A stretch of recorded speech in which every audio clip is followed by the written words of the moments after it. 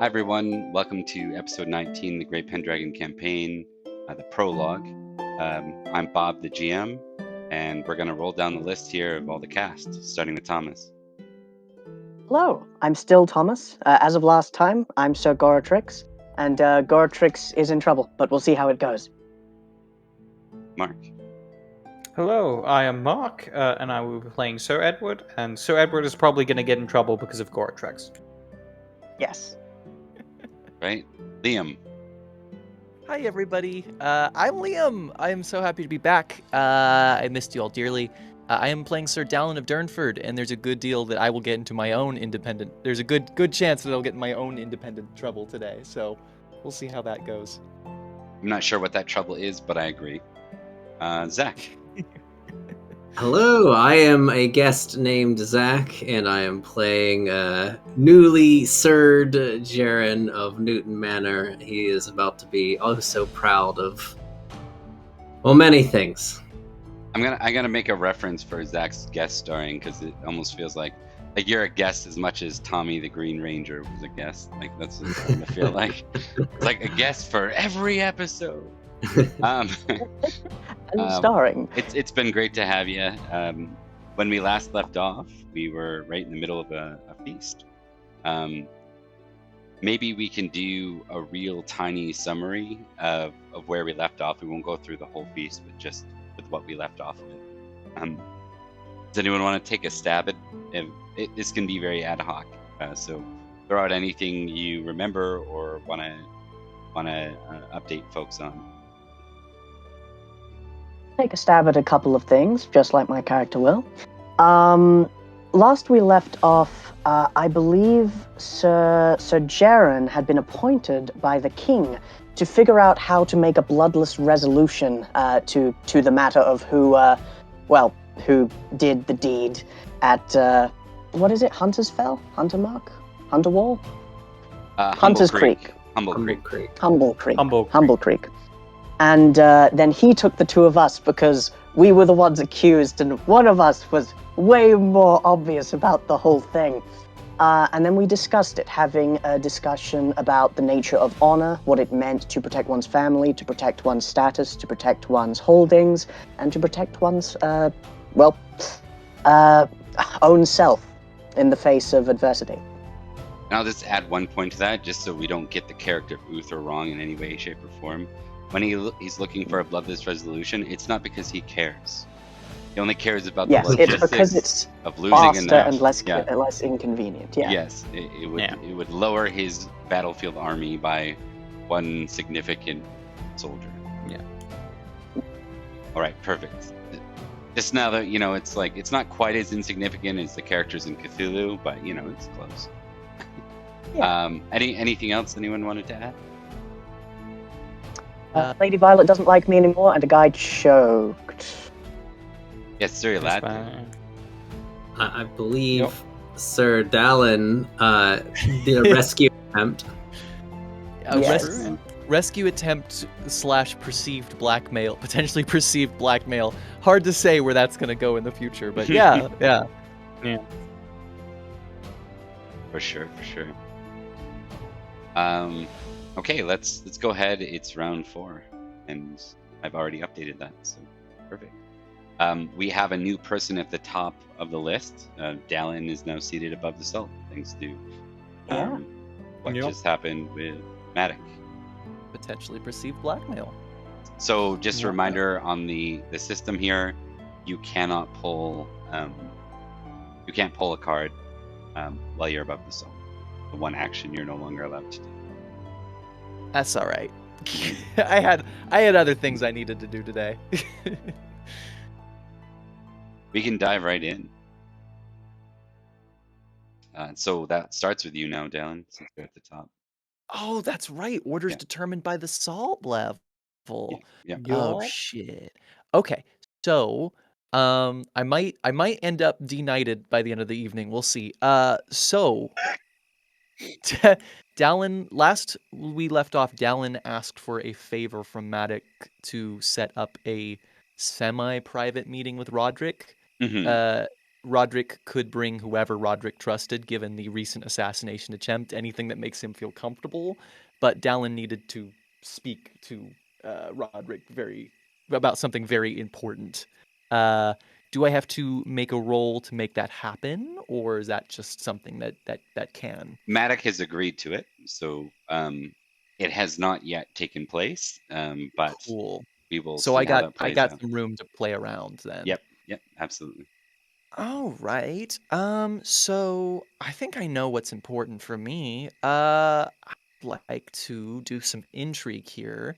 I know we had an inkling of who might have tried to assassinate. No. I think we No. know. I think we we have a know. strong suspicion, I'm pretty Hmm. sure. But I Hmm. changed my mind. I know what I'd like to do. I'd like to talk up my mom as a potential mate for Roderick. I would like to put out there that as much as I can, just in case this goes well in my favor, I'd like to do what I got to do to increase my mom's chances. Okay, and how would you approach that? What would be your plan for that one? Well, I'm above the salt now with a lot of the big wigs, so I think I'm just gonna try to boast about her ability, her wit, and her ability to run the manor while, I, as the acting head of the house, have been away so often and things like that. Just generally talk up her value and her wit. I think that's a good way to do. Okay, give me a My sec. mum's so smart and pretty and fertile.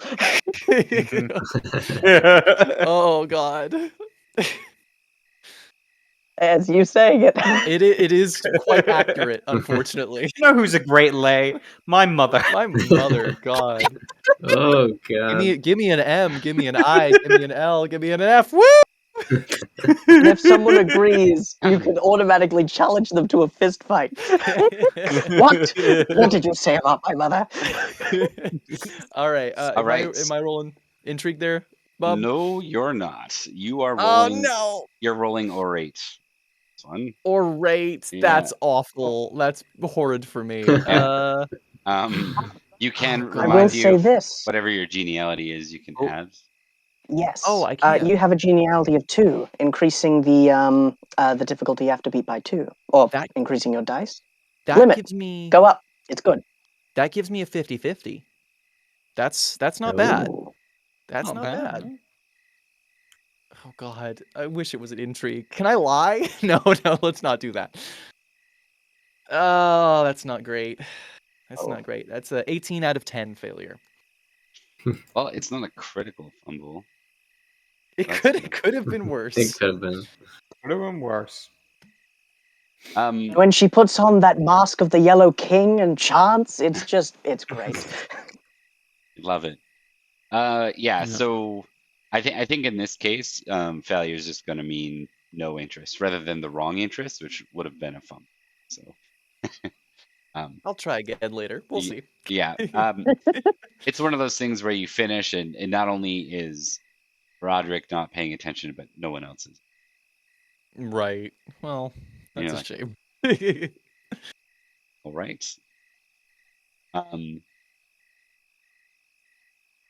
We're gonna go ahead and that was kind of determine if you were capable of convincing with words or catching them with words. So that Yeah, it's all that good. method didn't quite work out for Down. Yeah, it's all good. It's All good. right. On to Edward then. Alrighty then. Well, funnily enough, there are 2 things Edward would like to get done, and we got 2 rounds. So, It's true. I think with this first round, I'm gonna fuck his shit up. I'm gonna draw 2 cards. Hell yeah. Let's go. Ooh. Great deeds. Ooh. Drunken lout. Oh boy. They're both pretty good. Mm. Oh. One of God. them, yeah. Consequences are pretty fucking big. I don't think drunken lout's a good idea. Edward is very vengeful. That's how I made friends with Sibelius. It would have been way different if you just stabbed him. Drunk and loud. I Oh, feel yeah. like you've already said what's going to be the most entertaining for us. Though I I will add think- that drunken lout could very well be the drunk that you it could very well be the same drunk that messed with Lady Ira last episode. The one that you Oh god, now it's tempting. Ooh, hmm. I mean, the geniality only helps for the next round, right? Yeah, well, it just But it means also I'm gonna lose a means point and then gain a point. Hmm. It wouldn't geniality mean gives too much. you 10 glory per point, so Ah, yeah, Yeah. there is an end goal with it, but 10 There, points is not massive. So. yeah. Yeah. Modest versus proud. Okay. Now I'm tempted to do the drunken lout, but I think I'd be better with a great deed. Oh god. You should do the great deed. It's by far the better option for you. yeah, way It better. is, but not the most fun. I don't know. It'll be pretty fun if you fumble. I think it'll be pretty Oh fun. god. If I fumble, it'll be hilarious. Yeah. It'd be very bad for me, but hilarious.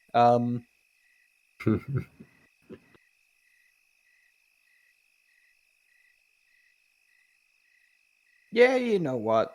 Let's do great deeds. Great deeds, okay. Yeah.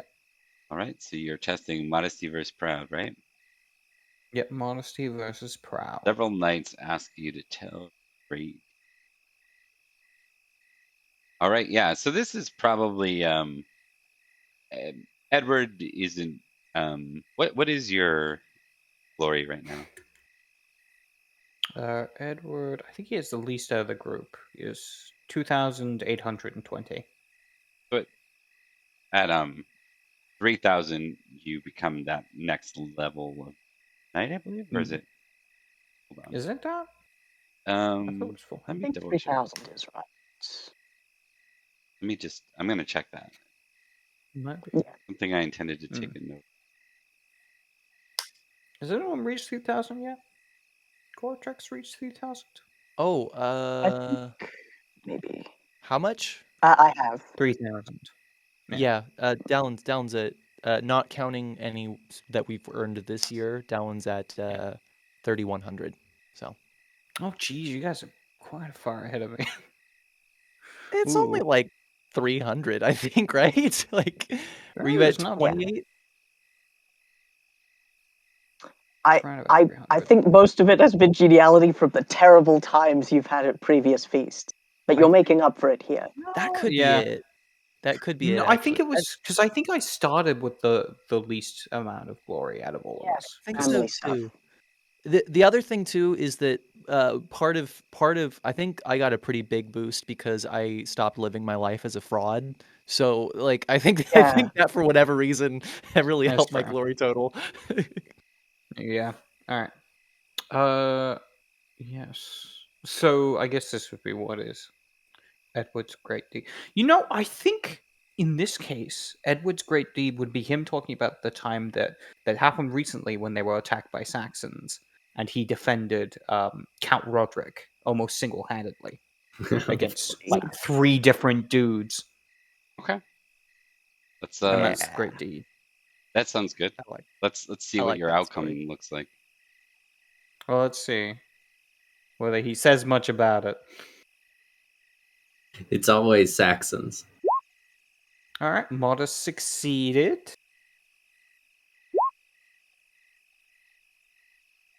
Proud also succeeded, Proud but wins. Modest was. Oh wait, yeah, Proud was highest. Yeah, Proud was Oh better. no, it's time for an orate roll. Remember your bonus for whatever your current geniality is. You got 4 Plus right 4. now. I don't think this is going to help me. I don't think my luck is going to keep up, so we'll see. Come on. Yeah, it's a fail. It's not a fumble, right? It's not At a least fumble. it wasn't a fumble. All right, so That one would have hurt. Oh, that would have been horrible. why doesn't this sell well, do you think? What is That's a good question. is it just boring or too boastful or I think it's too boastful, Too and much on probably the by this killing point, of the Edward. Saxon. I think there's a little too much on the killing of the Saxons as well, and as well, I think by this point, like Edward himself is also a little drunk, so he's kind of slurring his words a little bit. So I think they just kind of think he's just like drunkenly rambling over telling a story that didn't really happen, so they just don't believe him. okay? No, that works really well. I don't think we need to dive into that one too much because Not really. There's not really much there. it's funny. I forgot to change the sounds around ambient sounds here. Let me switch to some good old relaxing medieval music. One of the knights listens to you tell the story and just goes, "Didn't you tell a story about Saxons at the last party?" Yeah, I think I heard him This tell a is- story about Saxons at the party before that too. It's the same one each time. Nobody's met that many Saxons. Every time with the Saxons. Every time it tells a story about the Saxon, it always sounds the same. No matter the event. Something. They'll all die one day. Blah, blah, blah. Yeah. What's the meme of the crow doing stand up? Like, Yeah. New material. Saxons. All right, I think that brings us on to Sir Jaren, round 4. All right. Well, I don't know if this is an action-worthy thing, but he was gonna wait for Sir Edward and Sir Goratrix. They were talking, and he was like he's what kind of stepped out to await an answer as they deliberated. But should we do that at the end of the round and have Sir Jaren pull a card now as like an actual? Yeah, you can do that. That's perfectly fine. If there's not an intrigue against another NPC, I think that just makes sense. Yeah.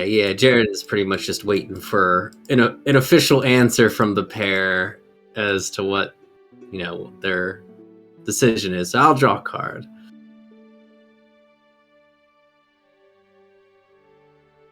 Oh no!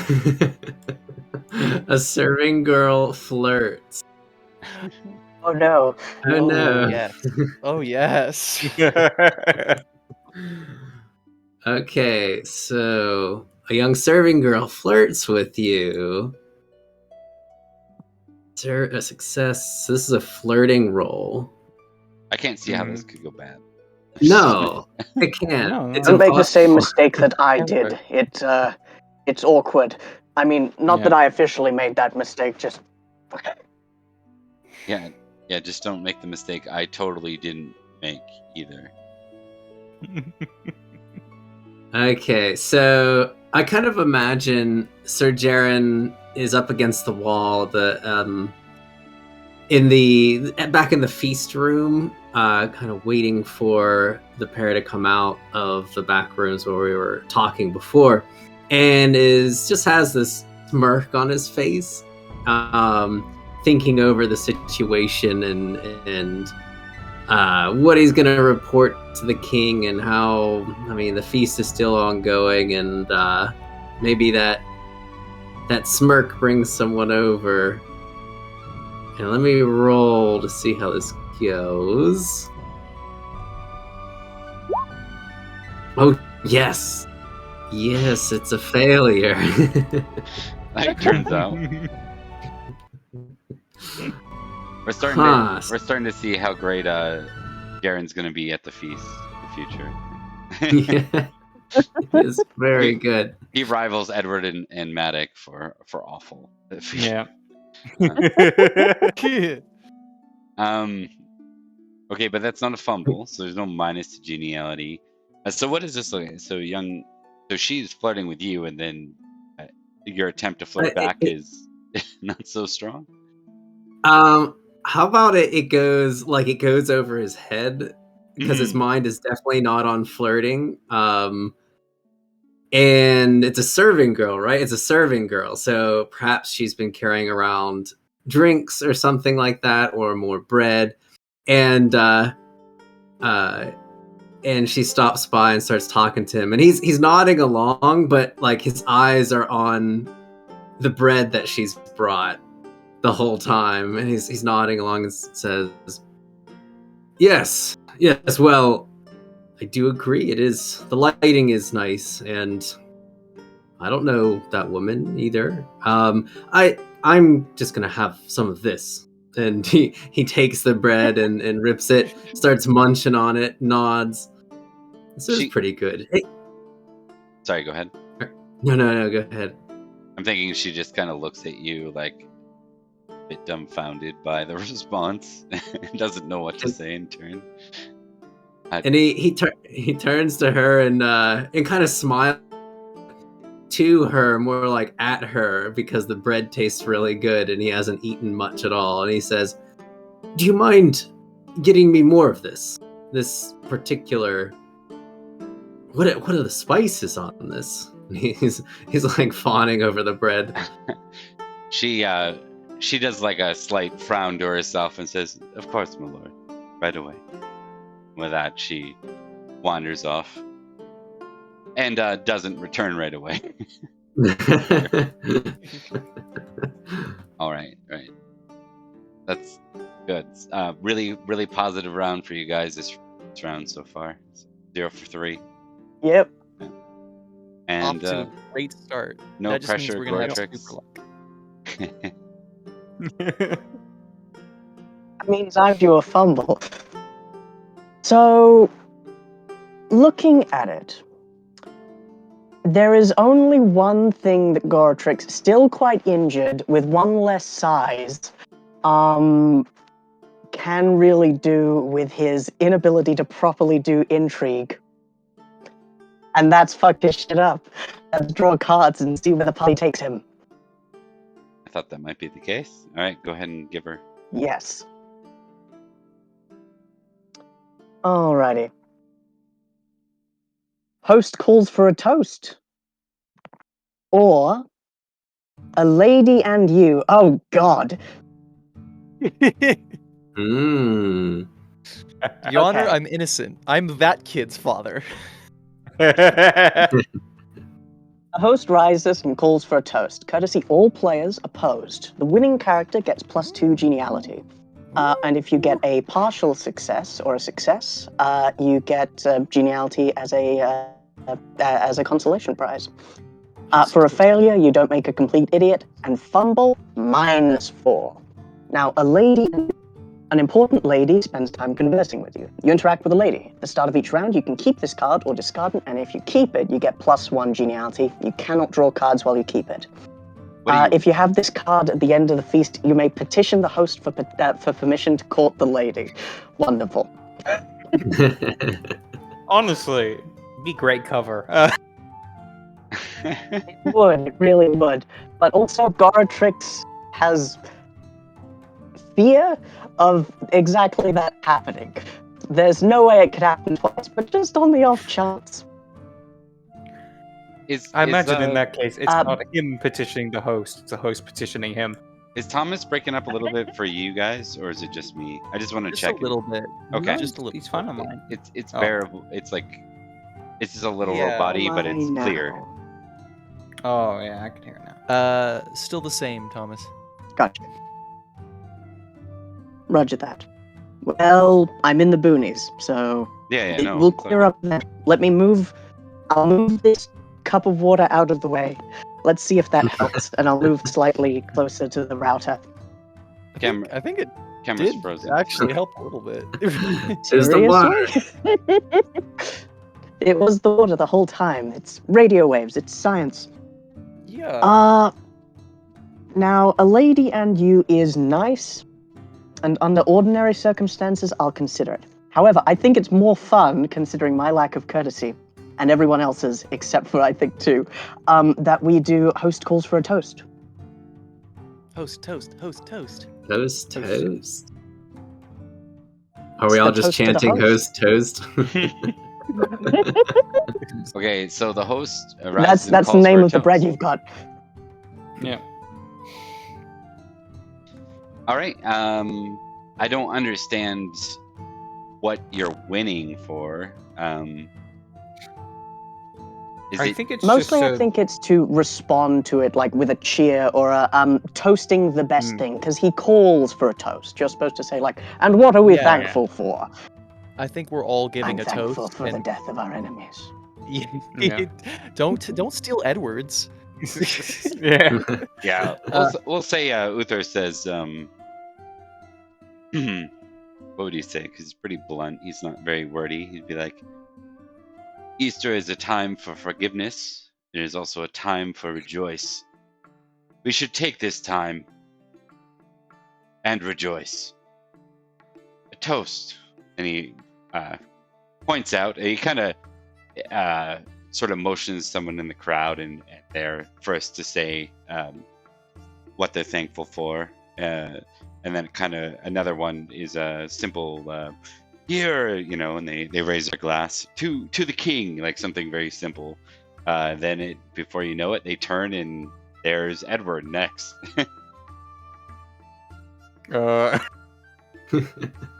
Should we roll to see what kind of toast we give? Yeah. Go ahead, Mhm. all of you, go ahead and roll. Alright. So I get a plus. We add our geniality, right? Or Yeah. current geniality. Yeah, the courtesy. Hell yeah. Alright, to 5. No. No, I failed. Can Oh, I no, I invoke a succeeded. passion? Yeah, you succeeded. I thought Yeah, I we was you, succeeded. Mark. Yeah, I thought I was you as well. I was like, oh, I did well, surprisingly. That is Nope. a 5 out of 15. I know I'm gonna fumble this. This is gonna be wonderful. Okay. Courtesy, and what am I at? Oh, if Gortrix makes Plus a one. toast to all the fathers on Easter. Fathers and and your Father's children. Day. Yeah. Legitimate another one. Okay, Ooh, let's do this. Ah!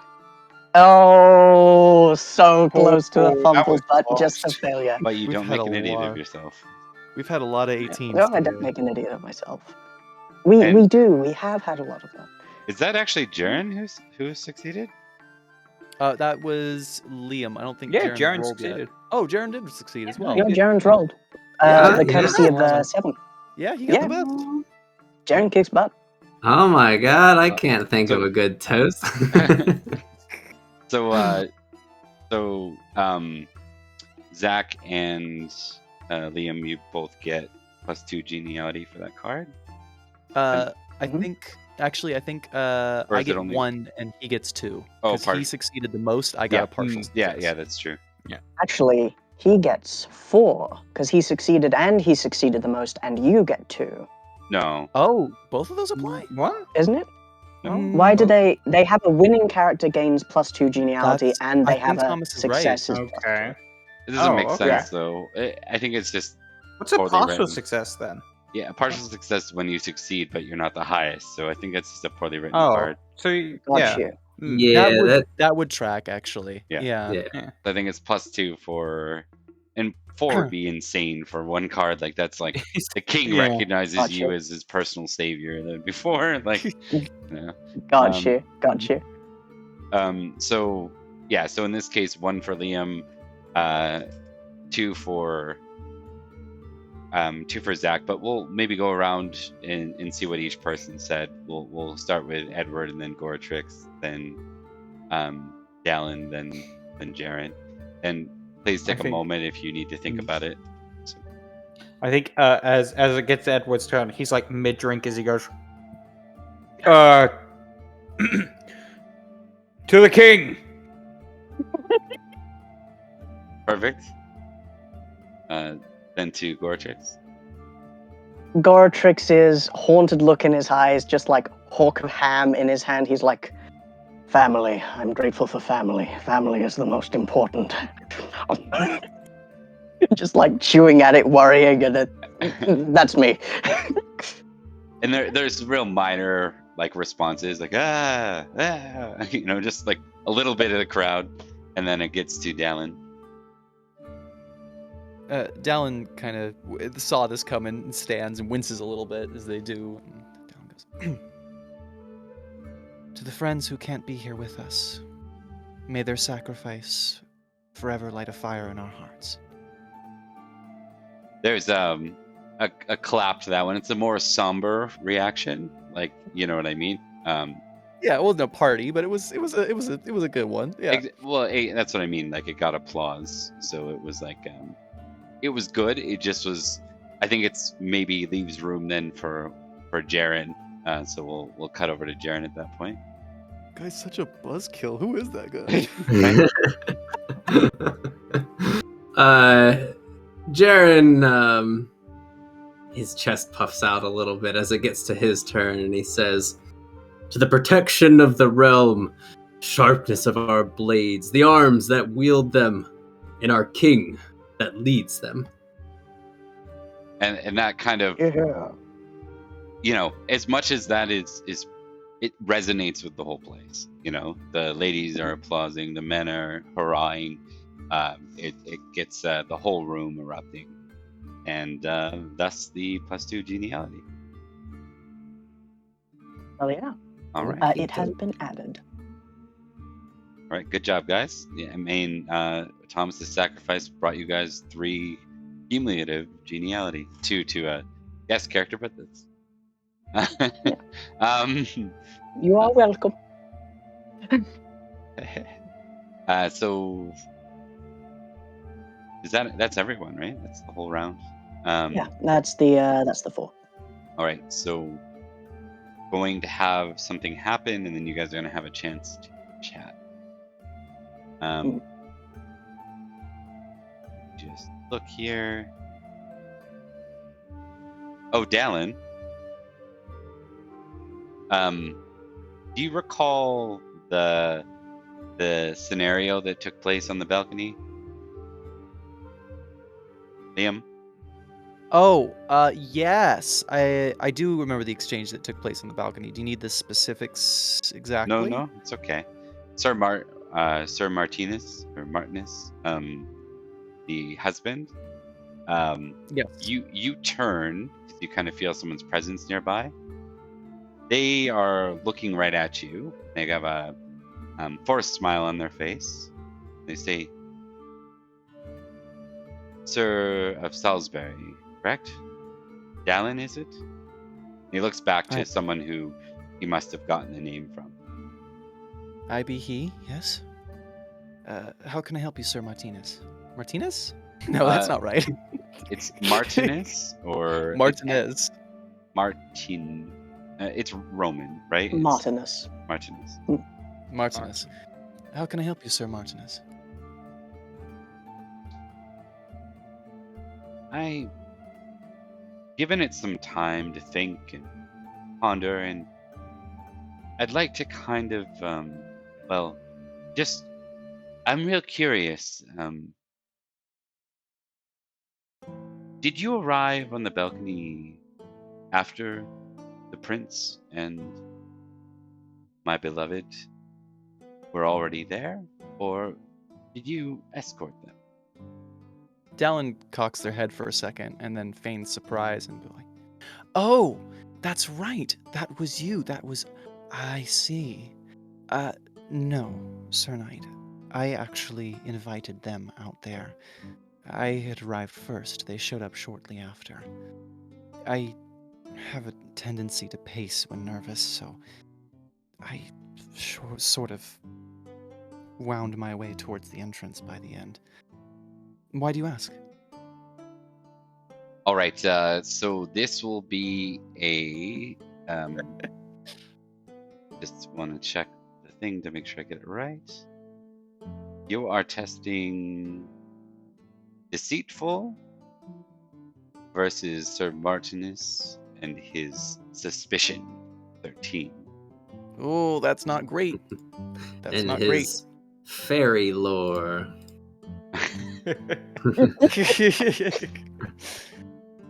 You look like the kind of man who's fought the Goblin King.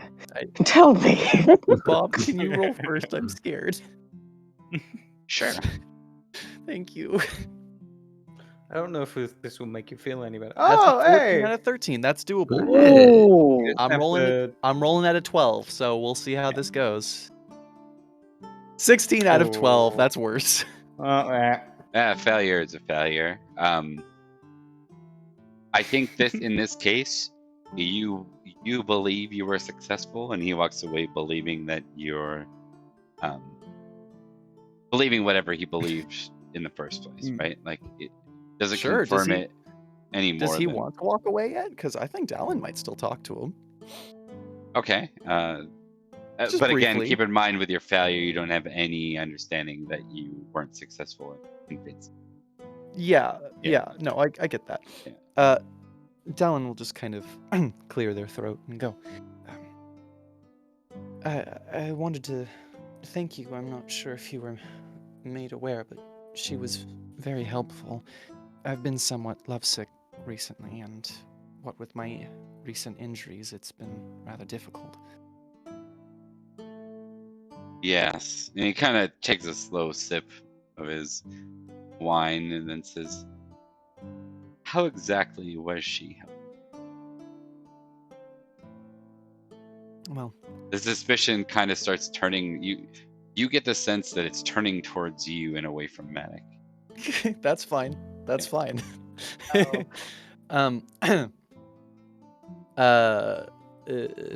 Dallin kind of shrugs and goes, well, when I told her how I am put in a difficult situation and especially asked for advice, she provided some, well, I wouldn't say there weren't necessarily advice that I could act on, but it did make me feel somewhat better. Did it now? More or less. I'm still quite young, you see. I think I still have a lot to figure out. Yes. We always did get along with those of youth. Is that so?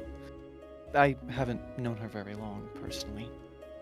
No, I didn't think. And at this point, your mother comes in and says, "Dallin, is everything okay? Oh, just fine, Mother. Your wounds are you feeling all right? I'm fine. I'm managing. Come just now, fine. let's get you some rest." She kind of starts to move over with. Sure, Mother. Hopefully we'll be able to close out the feast, though. Have you Please met? excuse us. She says, like cutting you off and nodding her head. Yeah, Uh, she's doing the thing. I get you. Martinez just says, "Milady." He gives you the cold stare as you wander away. She whispers, "That man had daggers in his eyes. What exactly is going on?" I think that I might have accidentally convinced him that I am having an affair with his wife. Well, that's a good segue. That's a good end the conversation. Okay. So we're gonna then cut over to back to Zach. And who are you approaching, Zach? Was it Gortrix or Edward or both? I suppose it would be both, as he sees. Well, I guess they've been out and about if they're drawing cards and stuff. So I guess he would approach both of them, intentionally, both of them, and kind of look between the two, with a smirk on his face, but eyes kind of bright, raising an eyebrow, and says, "Well, I do need to figure out what I am going to tell our king. Is there something I should tell him?" There is. He, fiddles with his doublet. There's nothing to tell. There, nothing. And he smiles, grows a bit larger, but it kind of wanes after that as he realizes that Goretrix is not gonna admit. He shakes his head and looks around the feast. People have already been asking. I'm sure you know this is... Well, people eat this up, this drama at these feasts. It's a waste of time, but here we are. And they will keep asking, and the king will ask as well. People will spread rumors nonetheless, whether it is true or not. I can't have my family harmed more than they have already been. Thus, So Humblecreek cannot have what they want. Unfortunately, neither of us are to blame. I see. And if either of you lose the duel, because I believe there's a duel going to happen. I'm looking forward to it if it is going to happen, but you're both competent warriors. I've seen this myself, but still, do we know who is being pitted up against you? I don't believe the Lord of Humblecreek Manor has chosen a champion, at least not publicly. From what I've heard, he's still away. His son hasn't come here. I know that for a fact. And perhaps Jaren... it'll be on a later date. Sorry. No, it's all good. Jaren's eyes kind of scanning the crowd, almost searching for the duelist, like he would just appear and announce himself as the combatant. But he slouches a bit as he doesn't see anyone jumping out of the crowd and says, "Well, that's a shame. I thought it would happen here after everyone's done eating, but of course..." Certainly not. I am far too drunk for anything like that. I was kind of expecting it when it was mentioned first. I kind of expected it to happen sooner rather than later, and I admit while I'm wounded it would present a unique challenge. Which one Also, well, I suppose it will be me. You do understand that we need strict approval from the king before such a thing can happen. Oh, right. Yes, that would make scheduling legal difficult. thing. Right. See, I thought the same thing. And he looks towards Goretrix with wide eyes. I thought I was going to be able to substitute in and squash this whole thing back when I believe your siblings were speaking of it back when I first received the word of this whole issue. But no, couldn't sort it out there. Frustrating as that is, but that would make a lot of legal troubles like way faster if we could just handle it like countywide. It would really. I suppose there's processes for all of this. I feel like you guys are missing the purposes of law. What? What? Never mind. Jaren turns like with a raised eyebrow, but the same look. Well, law is important. But this isn't. Is this law? I don't. I mean, a daughter was with somebody, and is it against the law? I don't know. I don't care. I guess I need to go tell the king now. Right. Tell His Majesty that we apologize for the inconvenience. Wait. Before you do, perhaps there is a slight bit of hope if the king so desires it. It might be possible for us to come to an alternative agreement with the Lord of, or should I say, acting Lord of Humblecreek. If he would be willing to speak to us or to me, we may be able to come to a bloodless decision. We do not want death either. I see. This is something the king cares about quite a lot. He said he doesn't wish to lose a knight. Battles coming up, and losing a warrior is, well, it's As losing well, one. if he can force this conversation to happen, it is more likely than not we will be able to reach a less bloody conclusion. If you understand what I mean. Aaron nods I was slowly. stoked for the whole duel thing, but this seems like it would be more amicable for everyone. I feel like it is in our best interest to please the king as he desires.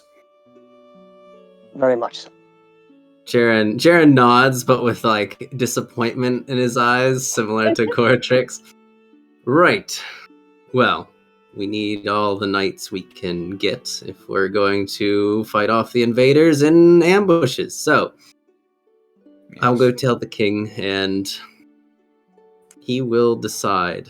But your names will come up, obviously, especially if we're going to suggest this conversation with the Lord of Humblecreek. I can't say what the king will do with this information. Sir Edward and you have said, our names have already come up. We'll just have to ensure that everyone's names of all families come out the best it can be. Right. Well, best of luck to you two. And he looks around the crowds again, searching for eyes that are probably watching us. This is not the kind of battlefield I ever want to be on. Right? Good luck. Thank you. And he reaches into a pocket. You can tell this whole time he's not very comfortable in the fancy clothes. It fits him well, and he wears expensive stuff. But he pulls out a slice of bread that he's been eating, and just pulls it out of a pocket. Pocket bread. Pocket bread. He takes a bite. He gives a nod to you two, and is headed up to speak with the king. And perhaps we could do that next round. Absolutely. As Sorry, Edward go sees him walk away, pulling a piece of bread out of his pocket, Edward just kind of nods and goes, "You know, that kid's actually pretty smart."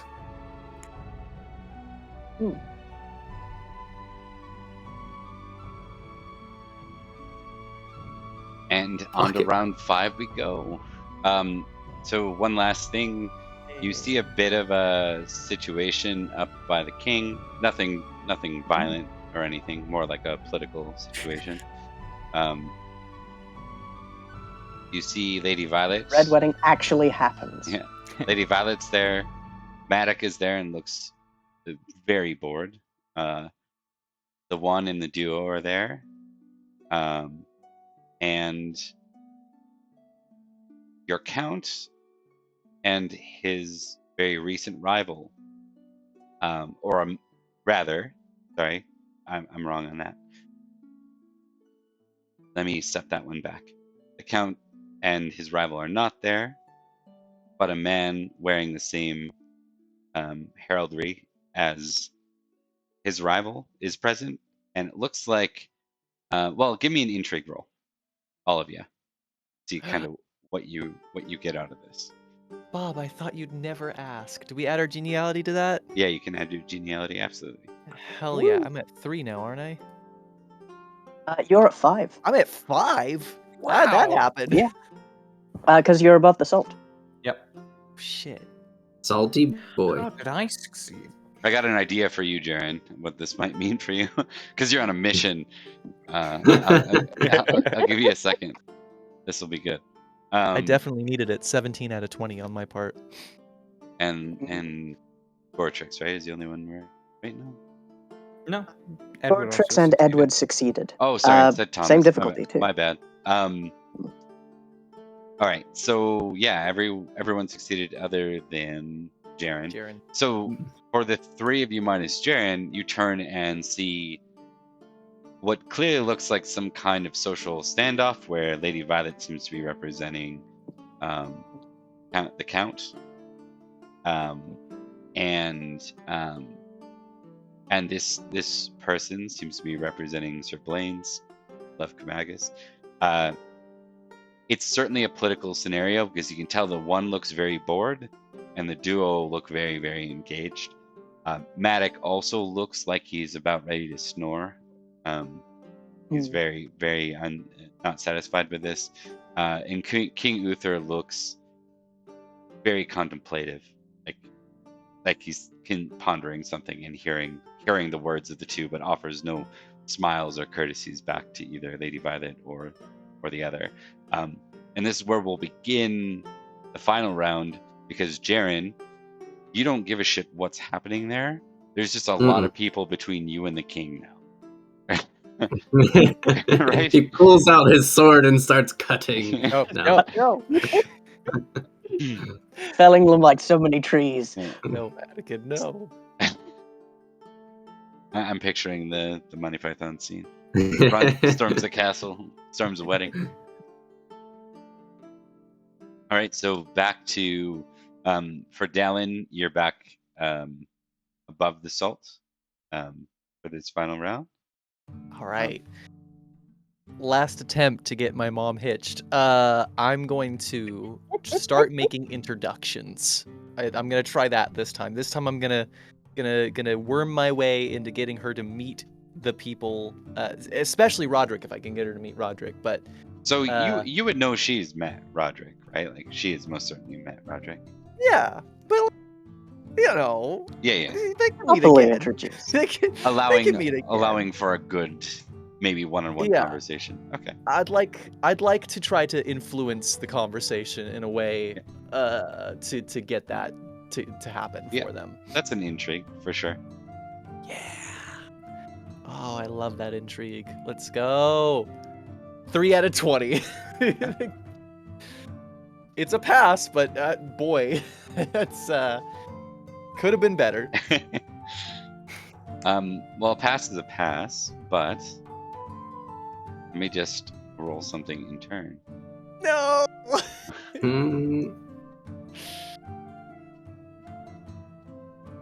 Zach.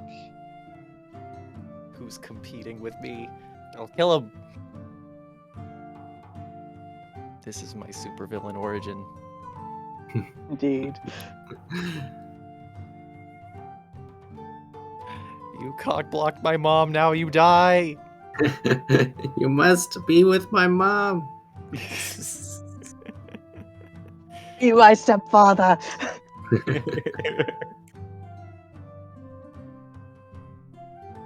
Oh. Oh. Okay. Oh.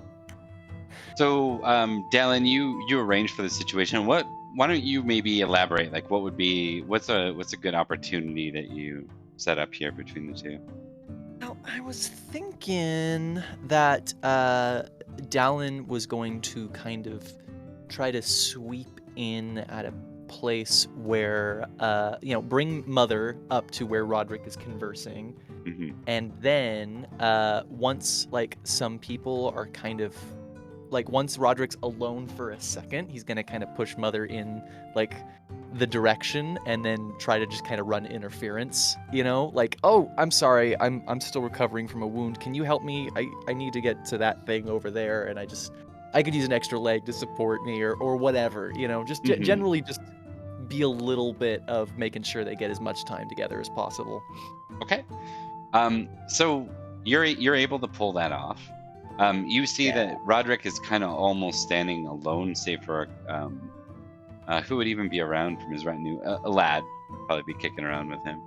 Like a lad. You run interference on a lad, push your mom forward. Your mom has no idea that you're doing this, right? Mm-mm. Yeah. Of course and not. Not only that, but her 19 verse 15 means she doesn't even really understand what you're doing. So she just kind of says, "What?" And then she turns into courtesy, turns to courtesy in front of Roderick. Roderick's eyes were very much watching in anticipation with what was happening with Lady Violet and the king. And then when Lady Theora ends up in front of him, your mom, he turns to Theora and says, Actually, you see him smile, but his eyes look past her and they look right to you, Dallin. Uh-oh. Dallin's just gonna smile and wave, like you- as Yeah. you know. Are you Innocent- shrinking out of the conversation, or are you sticking around to eavesdrop? Oh, I'm gonna let them have the space. Okay. If it doesn't work out, it doesn't work out. I'm Yeah. not gonna. Yeah. I'm Okay. gonna let them have that. Okay.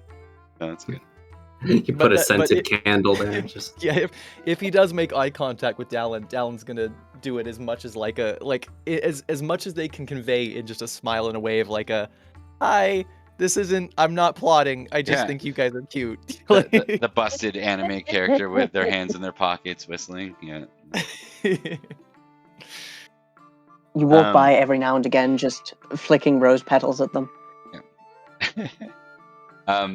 Okay, so the conversation seems to happen going on, and then I'll kind of explain its resolution towards the end of the round here. Why don't we move on to, and that is a successful intrigue, so you can tick that if you haven't already. Intrigue. I think you can assume that intrigue is always ticked for me. Yeah, exactly. Edward, All right.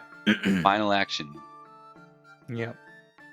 For Edward at this point, he's kind of just off a little bit on his own, having a few drinks, drinking probably a little bit more than he would normally does, as he looks over to see Lady Erina, probably at a point where she's like off away from her uncle, Mhm. and he's just gonna like take the moment to like take a breath, down his drink, and build up the courage to go and approach her. And he's going to attempt to flirt. Ooh. All right. That's right, Before I buddy. do, I'm going Smooch to the guilt roll away. his passion Yes. for Lady Area. Smooch that guilt away. Yes. All right, so this is a 15 love passion. So let's see how it goes. Success! There you go. Oh, yeah. So I get a +5 to this, plus whatever else I get. Let's see So what remind me how this works. You roll flirting. you roll whatever your flirting score is, and then you're adding. It's a 15 passion. Yes. Let me double check. 5? There's Yeah, a success is just a +5. for a 15. Different per Yeah. level. Yeah. I think for 15 it's only 5. Yeah, that makes sense. I Yeah, think at it's 18 it an upgrades. Unsung/normal. 16 to 17. 19 is famous, 20 is exalted. Okay. Okay, Greetings, cool. exalted ones. Alright. So in total, this is a +10 because I also get a 5 for my geniality. So yeah. let's go. Wish my boy luck. Mm-hmm. No, Luck. it's a No. failure. Oh, and that's Heartbreaking. kind of your geniality as well.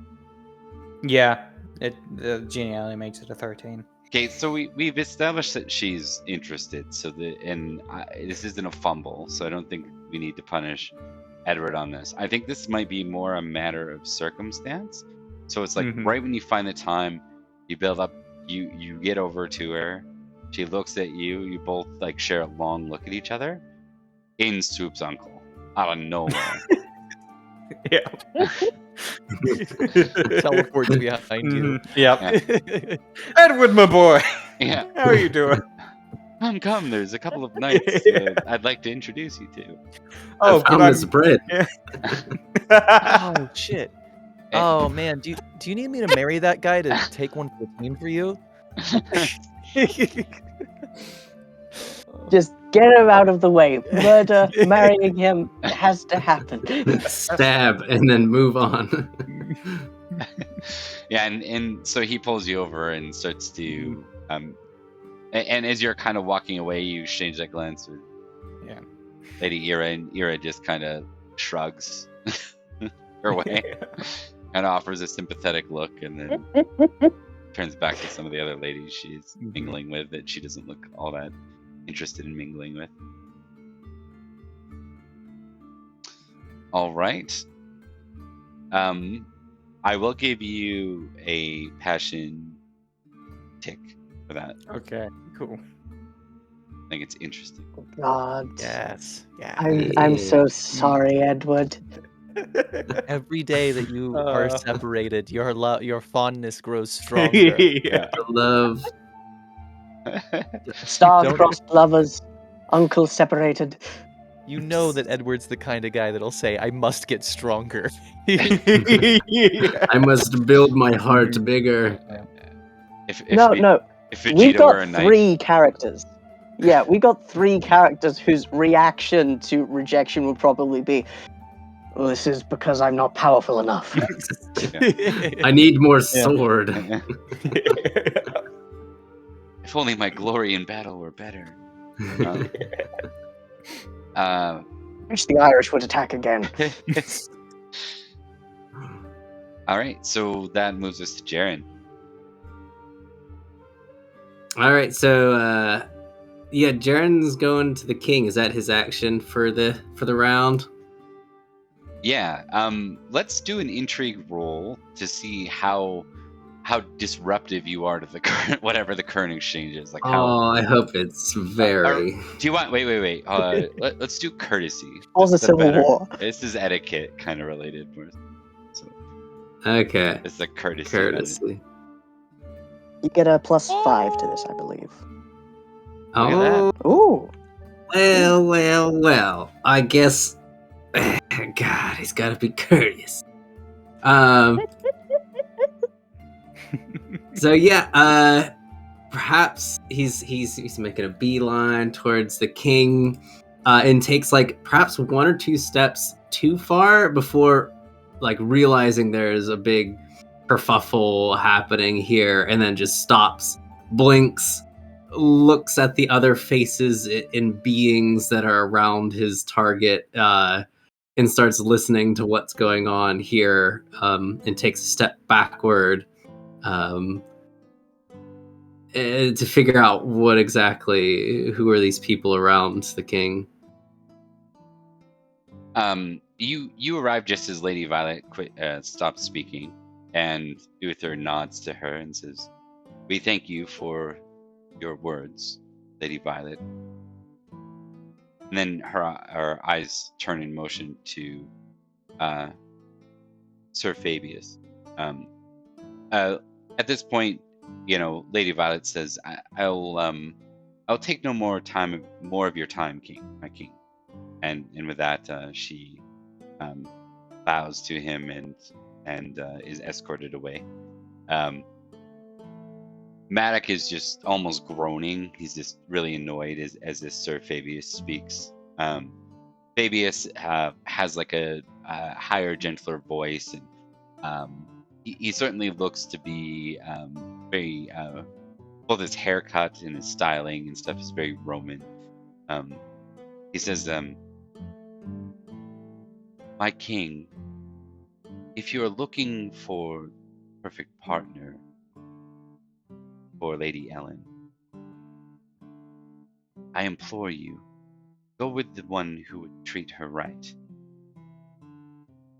Now you know that your best man, the Duke Ulfius, considers Sir Blaine's his best knight. Need you any other reason, consider them." And at this point, Maddock groans and says, "He need no reason to do anything. He's the king." It's almost out of annoyance. And then Maddock interrupts and looks over to the knight. He says, "Ah, the knight from Salisbury, the one who was recently knighted on the road. You lost your father, yes?" Sir Jaren teeth was grinding for a second, because correct me if I'm wrong, he heard the Count was suspicious about Sir Blaine's, his uncle was like, that was a thing. Yeah.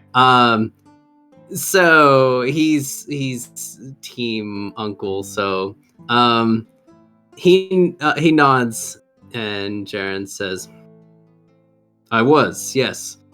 My father did die to the ambush. We're still looking for whoever planned such a thing, for it was very much planned."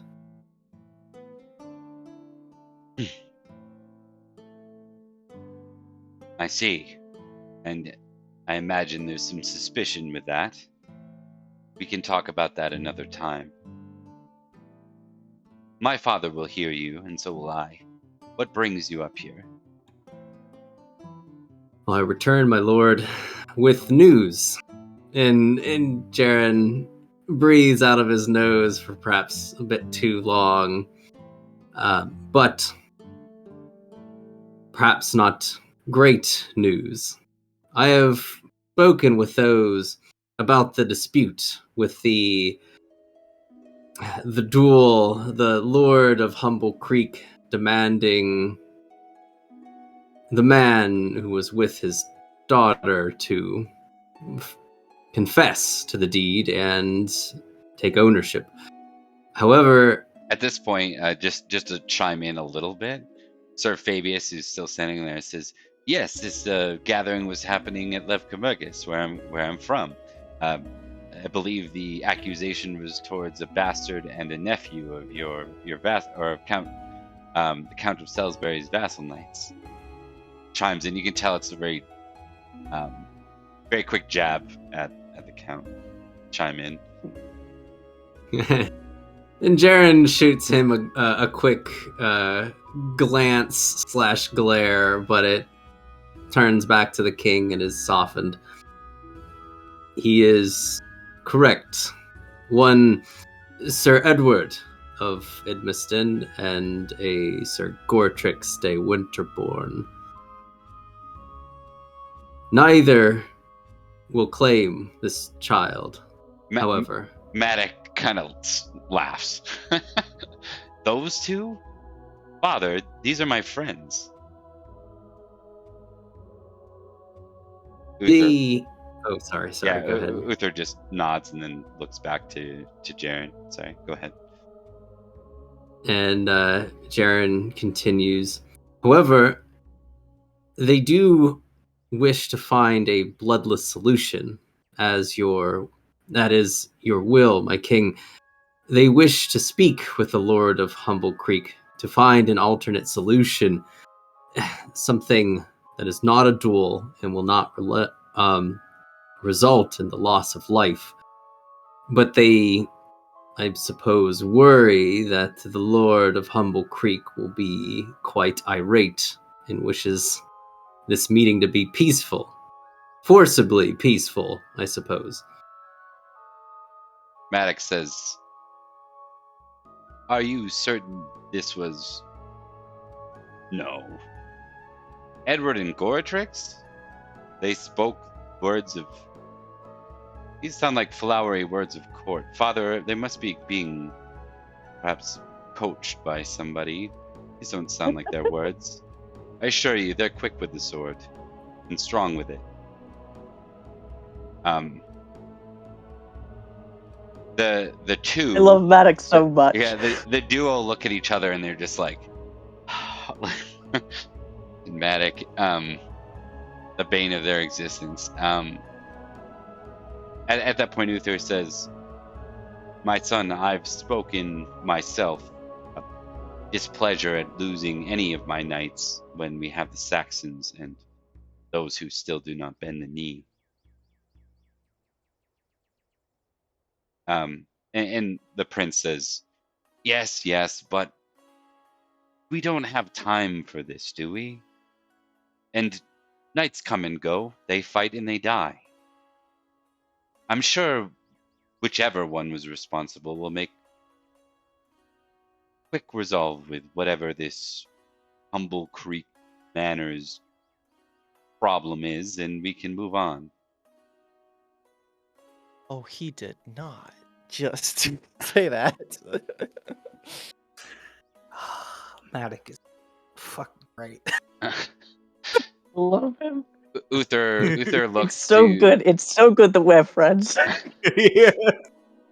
Uther looks to Sir Jaren and says,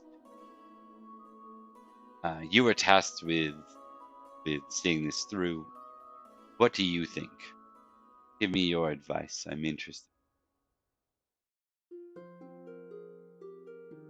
Oh, I feel like I should roll something. But Jaren, maybe I should roll reckless. Would this be reckless? He wants the duel to happen, kind of.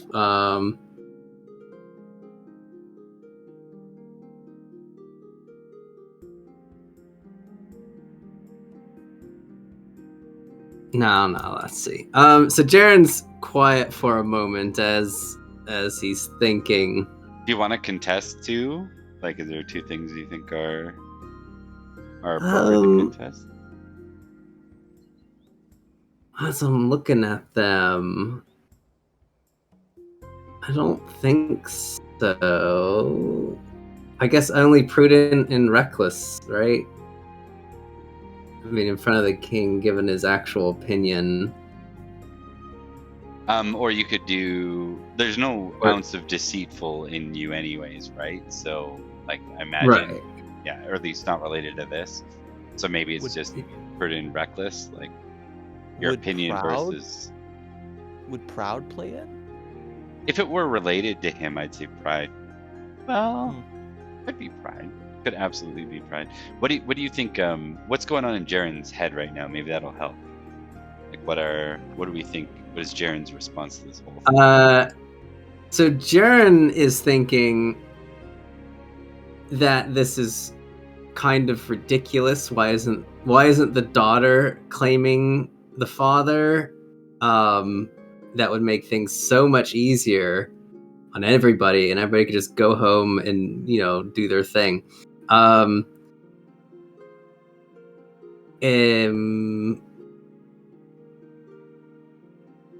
Would that be the reckless test? That's what you would say? Yeah, basically. Like, honest opinion. Yeah.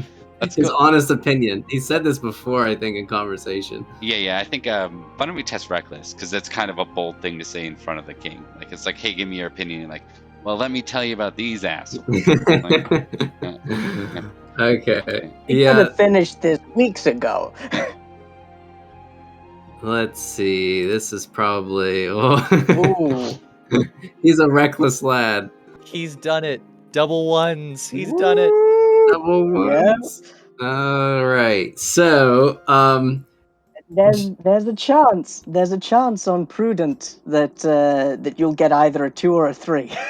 Yeah, I think it's a compare test, and be hilarious though. What? Oh my God! What? Wow. What a day. 10%. A 2. How does that happen? He needs a 3. So prudent wins. Ooh. I was not expecting that me one. either. I thought it was a done deal. No. Okay. So Jaren kind of, when he hears the go-ahead from the king, he kind of blurts out, well, I think, and then he pauses as he realizes what he was just about to say. His eyes kind of look around the room for the right word. I believe, my king, that you are correct. We need every fighting man. We were just ambushed on the way here. We don't know how many more lay in wait. We don't know how many more armies are on the way or waiting on different shores. If we can find a bloodless solution, then I think we should try, at the very least. If it does need to come down to a duel for the pride of Humblecreek, then he shakes his head. Why? I don't know. Why is pride above the will of the king? Don't understand. Is it even? Uther looks to the duo, like, is it? And the two shake their head, and he says, No, you have a point. Yes, this can be dealt with. he looks to the duo and says, "You two, you will find an adequate resolution for. I expect results by the winter." The duo look to Jaren, and there's you sense almost a slight displeasure in their faces before they smile. They have to work now. Jaren smiles a bit back. He's glad that they're on the same team now, but you can see like a bit of Jareth's smirk in that smile. Yeah. They probably get the picture. They're around those smiles all the time. Yeah. All right. And then they turn back to Sir Fabius, and they say, "I will need time to think on this. Just as I've told Lady Violet, these are both very loyal subjects, and it's best to choose the right hand for Lady Ellen. Her father was an important man, and whoever is to wed her must be of the right caliber. Do not doubt my count, or my duke's best man, but one is above the other, and I must be clear on who is which. I will take time and respond back when it's necessary." And with that, he excuses Sir Fabius, and Sir Fabius says, "My king," and bows and then exits.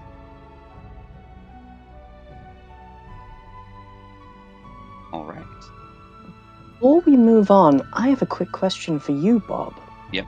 Would Jaren get any more geniality for having a direct conversation with the king and giving him advice that he took? Oh yeah, absolutely. He's gonna get +2 geniality for this whole thing. Ooh. Absolutely. He completed a king's errand, basically. Yeah, straight up. He's got more genes. Got the geniality. Is that how that works? I Yeah. think Are you a multi-gene life form? Just get now? extra he genius. is evolving. If you're asking our knights, He is probably. becoming more. You've got the blood of Newton Manor in you, but you seem like a decent person. I think that's only mutation. All right. That basically is going to conclude the round. I'm trying to think if there's anything else that would happen at this feast. I don't think so. I think. Is there anything outstanding? I think the only I still mention. have my Gortrix- round to do. Gortrix, Oh yeah, but we haven't done yeah. we still Gortrix. have Gortrix. That's right. Yeah. It's because you were just talking. I think. Gortrix, go ahead. Gotcha. Yeah. Got you. Well, I am with you. However, I would like just a little bit of a prologue as Gortrix is looking at Lady Violet and everyone talking from Lev Chromagus. He's going, "Oh no, this is bad. Are they talking about me? She knows, probably. No, wait, hold on. They could be talking about something else entirely. Yes, this is about marriage." And then there's a voice within his head which sounds suspiciously like his mother that goes, "Yes, destabilize them. Hope for a favorable outcome." But he cannot do any of that. So he's going to draw 2 cards. And a voice that sounds like his father is, "No! You idiot. I came to this party to have fun, guys." Is that what parties are for? More Oh. drink. More drink, and host speaks at length about the current political environment. Okay, so more drink, indulgent all players. I'm not gonna do that to you guys, because I don't want you guys to get drunk. Okay. Or do I? What is the table 2.2 in the Book of Feasts? Are they good things? Let's see. Yeah, bring it up. Give me a sec. I'll pull it. I'll screen cap it and pull it up for the audience. While we're saying it, I definitely agree with Serpentine Muse. Yeah, he's just, "Oh, those guys, yeah, they never would have said it. Yeah, they want to fight. They do. He's gonna get himself in so much trouble. Oh He yeah. knows us well. He's gonna get himself in The thing so is, much he's not trouble. wrong. Yeah, he's 100% right. To continue that thought, he knows us well, and thus, eventually he is going to get himself in so much trouble. Oh, yes. Absolutely. It's not possible. Yeah, he's the prince. He can do no wrong. Except for that one time he did. And the other time he did.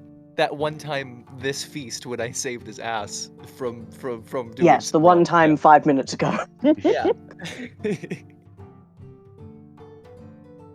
But he's a royal, you know. Well, next time you need to steer him away from whatever lady he was talking to and be like, but have you met my mom? Because that dress, though. No, that could be your in. That could be your in, Dalen. All right. That is not big enough here. So didn't help. There we go. All right. So I showed the intoxication chart. So there's roaring drunk, drunk, sober, and other sober. Got you. Here's the thing. There are going to be no further rolls. Yeah. I would So vote that while... that's a replacement card then. Would be my... Alright. Because I am comfortable with Host Speaks at Length, but let's get rid of more drink. And in its place is... Passion. I'd like to get rid of some more drink, if you know what I mean. During the conversation. Okay, passion. During a conversation, a fellow guest says you lack passion. I can roll any passion, my choice, and I can show them that I do, in fact, care deeply. And for failure, perhaps they're right. I can reduce the passion by 1 point, and if I'm speaking to a knight, I may instead challenge him to a duel. No, court drinks. Alternatively, there's Host Speaks at Length. The host rises and drones about the current political environment. Energetic versus lazy, you listen carefully, roll intrigue, and I can get a glimpse of what is to come. I get a +5 to intrigue for the rest of the feast.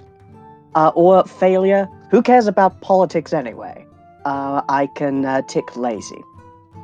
I'm gonna go with passion, because I think it fits with on.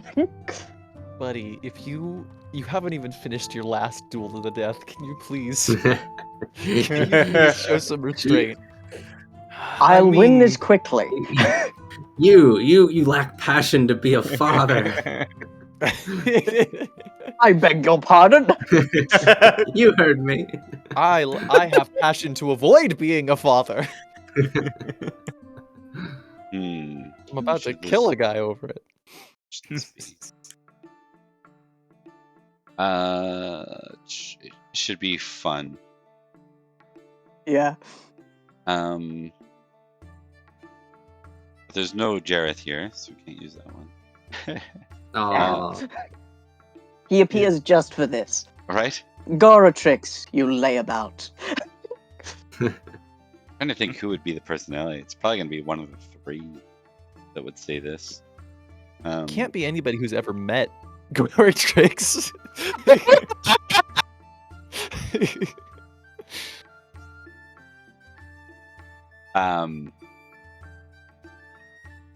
That's a really good point. I think we'll figure out who the knight is in a bit. Why don't we see whether you succeed or not? Driving force behind Goratrix most of the time, and indeed specifically this whole thing, has been the love of his family. So I'm going to roll that one. And if I get a fumble, I can lower it and I go, does it matter? Does it matter? I'm sacrificing my daughter. All right, love of family, go. 14, that's a success.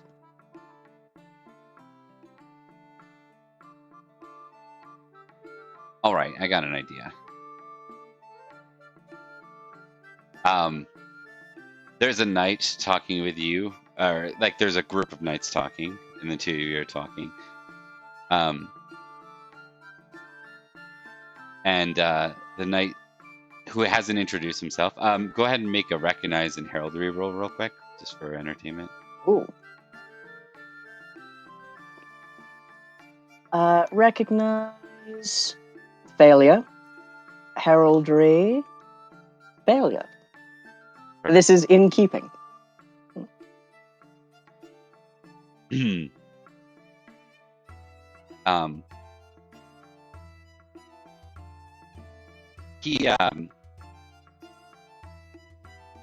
says he said something sort of off-putting about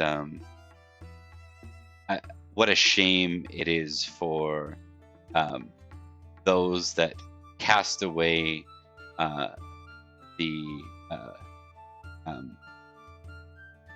cast away their futures and ignore the fruit of their seed. And you kind of catch on too late that he's referring directly to you.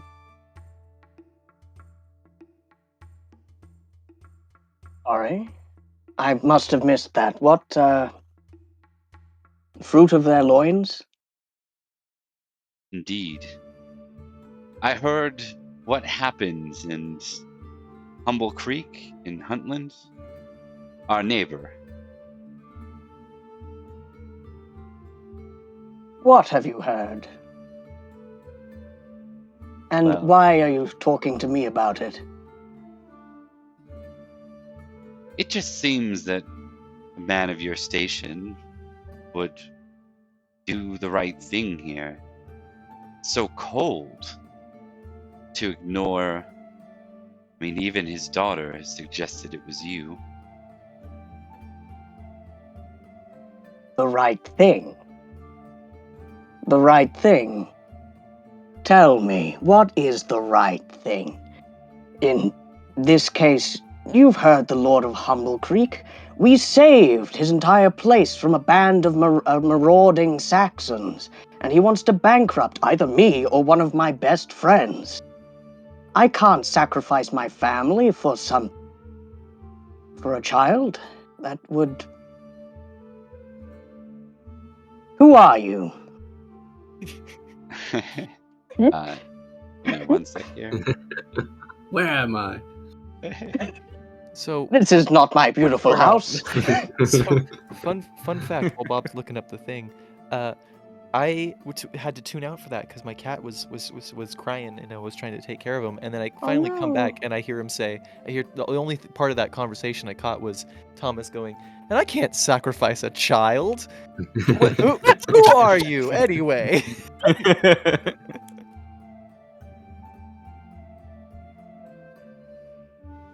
His name is Amlod. I'll type- Amlod. Why have you come to speak to me, Amlod? You're saying I don't love my family? I do. I love them more than life itself. God. He says, like, tasting the name in his mouth like it tastes bad. Yeah. So your outcome was a failure, yes, or a success? No, success. Success. My passion much is success. perfectly pure. Yeah. So I think in this case, Amlod just shakes his head and he says, I see I mistook you. But even so, it is a pity what the outcome must be. And with that, he says, please excuse me.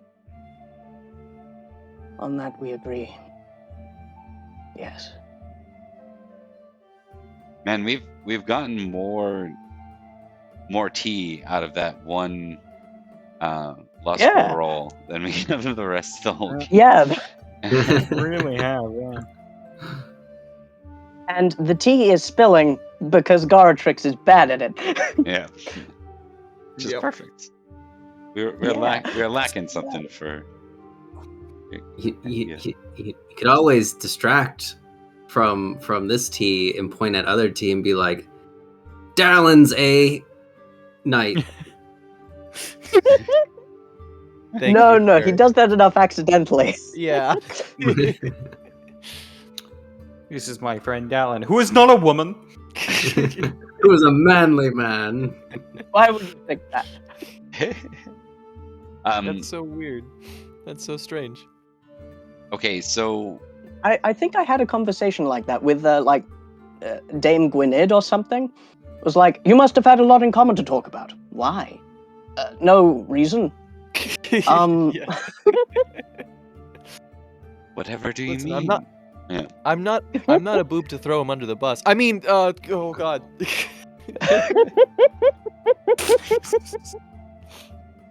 Okay, I think that concludes the feast. So we'll do some calculations here. The only additional piece is that Uther stands up at the end and says, "Come this summer, I will announce my decision on Lady Ellen's hand. I've acknowledged all the suitors, and I'd like to thank those who've traveled from afar. She is under my care after her father's death, so it is necessary that the right hand be chosen, as if she were my own daughter." And there's something about Uther that, I mean, he's not very good at words, so you can tell there's a true passion there. This is serious business. And I think we're going to take a break there. Then we're going to come back and we're going to do a couple of small scenes.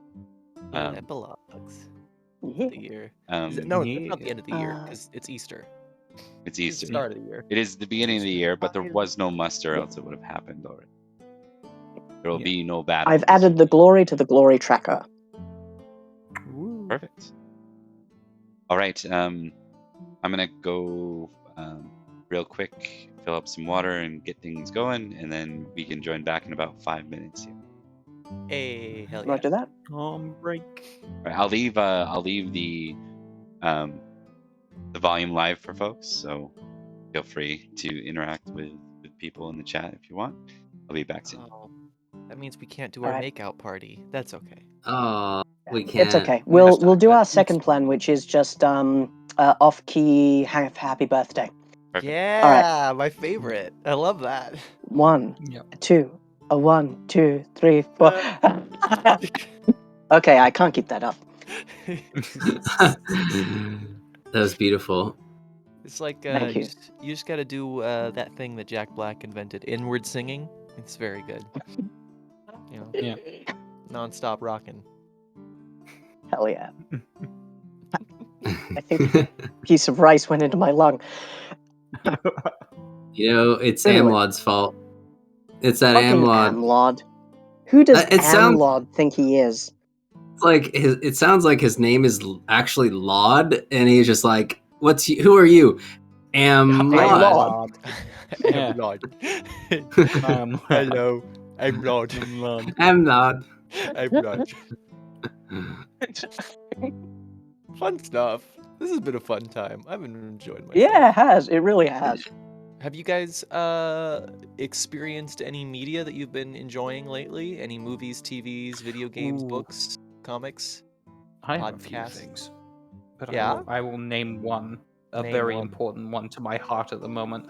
Just for anyone who has seen the new Critical Role Exandria Unlimited Calamity Yes! game. Yes! It's so good! Fucking amazing. I just need to say this to anyone who is watching the stream right now or the video. If you have not seen it and you really like long form playing, watch it because it is amazing. It's fantastic. I haven't So seen good. anything of it except for that's the one that Robbie Damon's in, right? No. No, that's a different This is one. Calamity. It's the one that Brendan This Lee is Mulligan is DMing. Oh, Yeah. he's good. He's very good.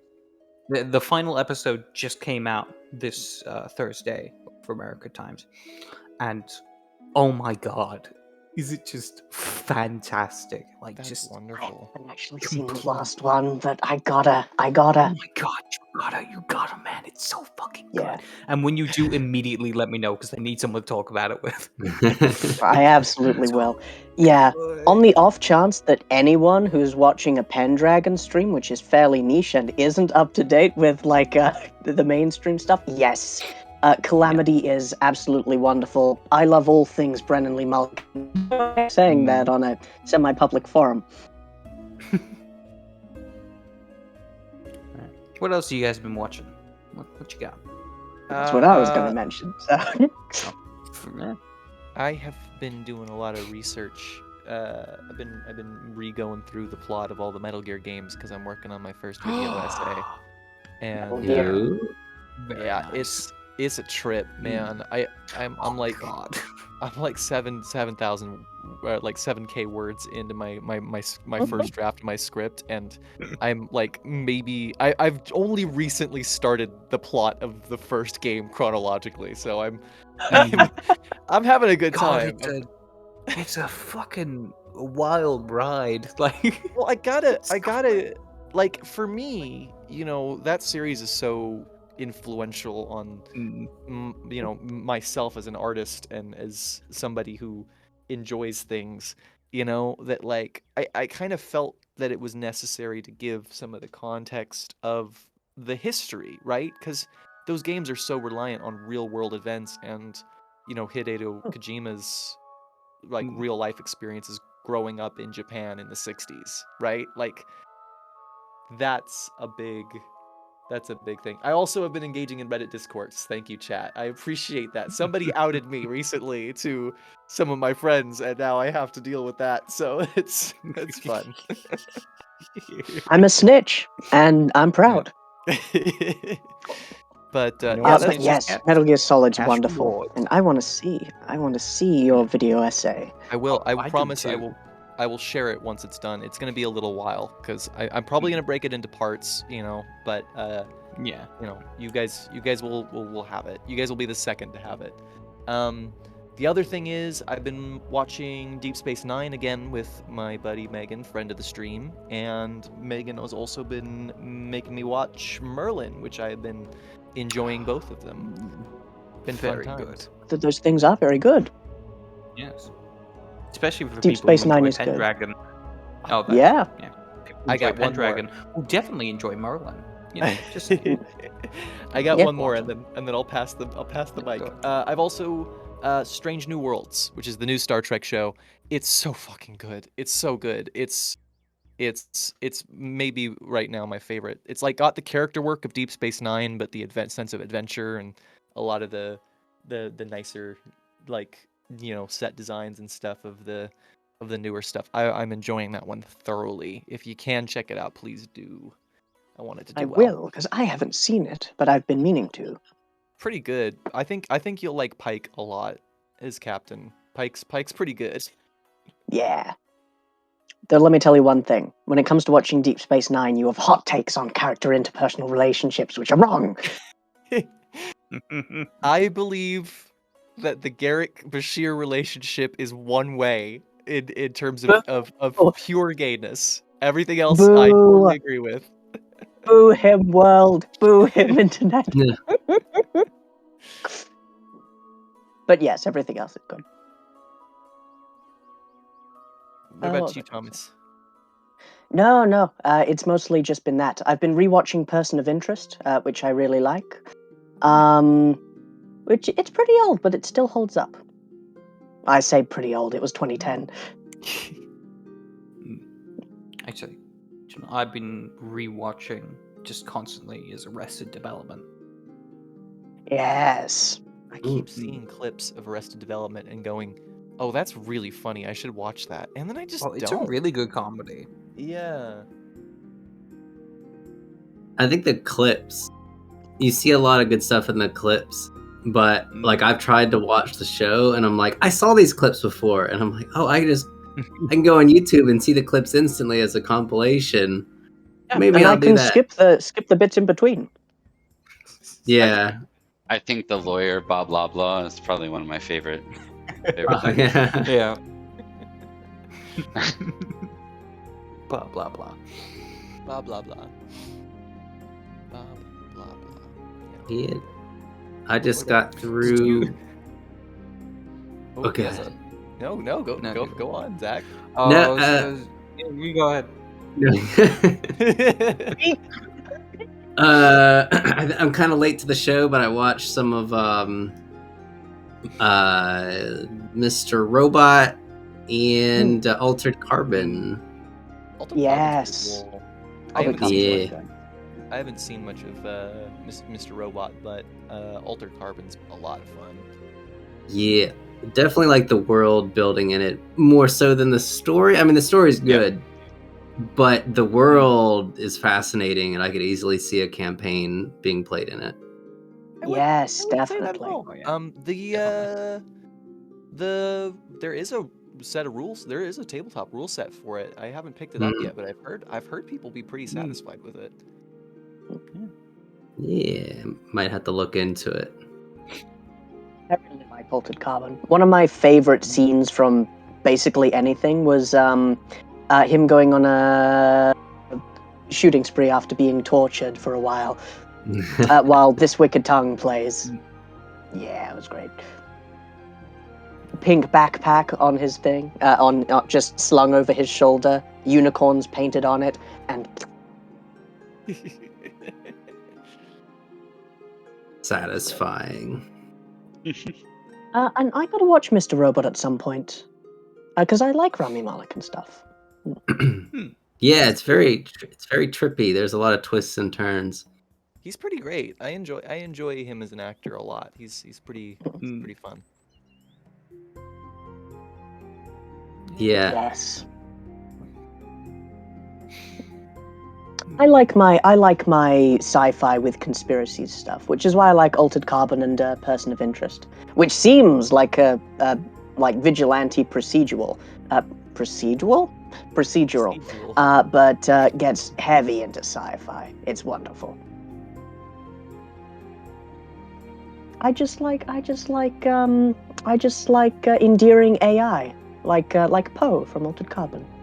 Oh, He's my I liked Altered Carbon the show so much that I got the book. You got Altered. yeah. Oh, it's hard to see. Yeah, I can see it. Hold on. Oh, It's upside down still now. upside down. It's No. something. It's something. It's Altered Carbon. Yeah, and it's good too. Yeah. I was I know just Nice. I got hit really hard, so I was down in New Orleans on a work trip, and I was reading some of it in the hotel, and like the show is rated R because there's like sex scenes and stuff like that, but for me, I never see it coming when it's in a book, and it happens very fast in the book. Like, oh, someone uses some chemical to the whole Merriam Bancroft's thing, and it just sort of happens in the book. Like you start reading, it's like, oh, this is the smut in the book. And I'm like, oh, I we're guess doing this this is now. happening now. And Yeah. then the next page is, and then he woke up covered in blood. Yeah, it happened on the plane too. Like on the way back home, I was flipping through reading, and then it got to a point where it's like, oh, it's the sex. And I look over to the random person I don't know sitting next to me, and I kind of like angle the book a little bit. So. Yeah, exactly. You have to do that when you get to that point. Yeah. I got to get you a copy of Heart of the Highland Wolf for plane trips. I think you'll enjoy that one. Ooh, sounds sexy. Yeah, I'll drop a picture of it in the chat for you.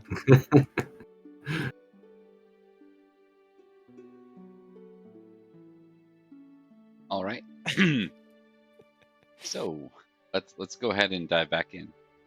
Good time.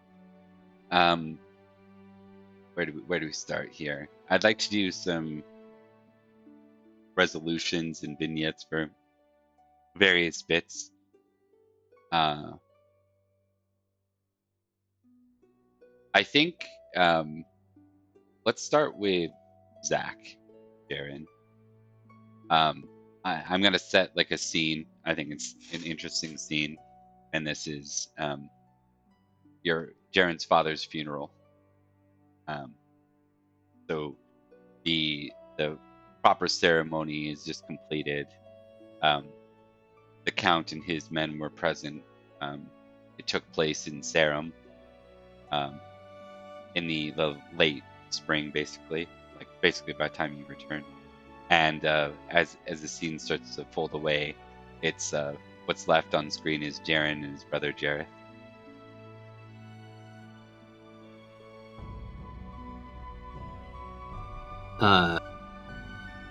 Jaren is very somber, especially at this, family event. He still feels rather guilty.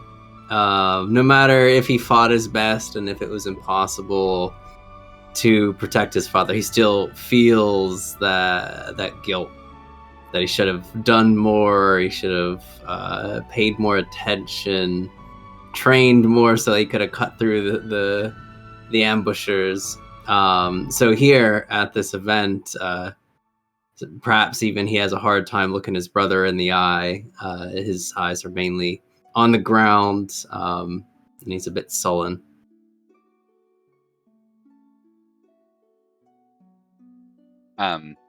Jareth puts his hand on your shoulder. It's the first time he's touched you in like a decade in any capacity.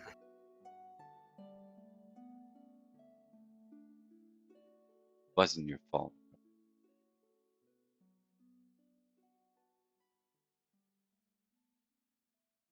Jaren's silent for a moment, but he shakes his head slowly. I could have done something. I wasn't watching under the water. I should have been watching under the water. He came up out of the water with a knife. He went for the Count, but Father was there. I should have been watching. They came for the Count. Father did what he was meant to do, right? Defended Count to his very end. Count Roderick has enemies. That ambush can be no circumstance, no trivial, inopportune raid. The stakes of that travel was too important. No. The Count has his enemies, those who wish to do him harm from without and from within. And in the case of those from within, sometimes they're not even aware that is where House Newton comes in, brother. And Jaren, his eyes finally leave the ground and turn to his brother. There's a bit of confusion on his face. From within? How? Someone being tricked?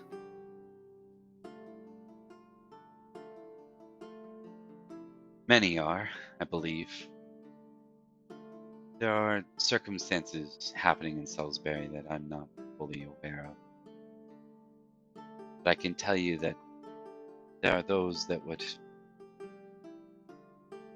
use their skills of intrigue and courtly ways to manipulate Salisbury to its favor. There are also those who, through their haphazard action, create strife and animosity on the Count in very land.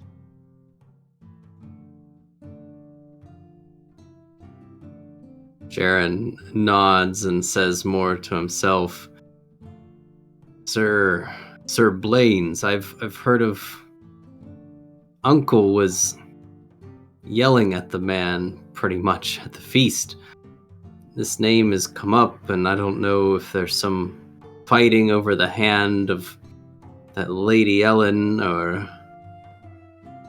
If that's what's causing this. That is one option, yes. Or the convenient one. There are others that have done nothing but create trouble for us here. They hide their glory they find on the battlefield. But in the end, their own selfish actions will do the count and do us all if we're not careful. Jaren nods slowly, and though he looks a bit frustrated, the feast was so tiring, the people talking, that I don't have the mind for it, brother. You're so much better at all of that, deciphering the smiles and the fake faces. I'll trust your judgment, and with Father gone, we do all have to trust your judgment. Tell me what I need to do, and I'll do it.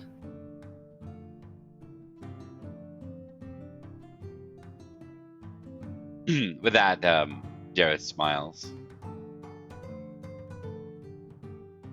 You're very loyal. That will serve our family well. I will become our voice in the court. You're to become our sword when it be necessary. Together we'll do away with the enemies of Salisbury, those from without and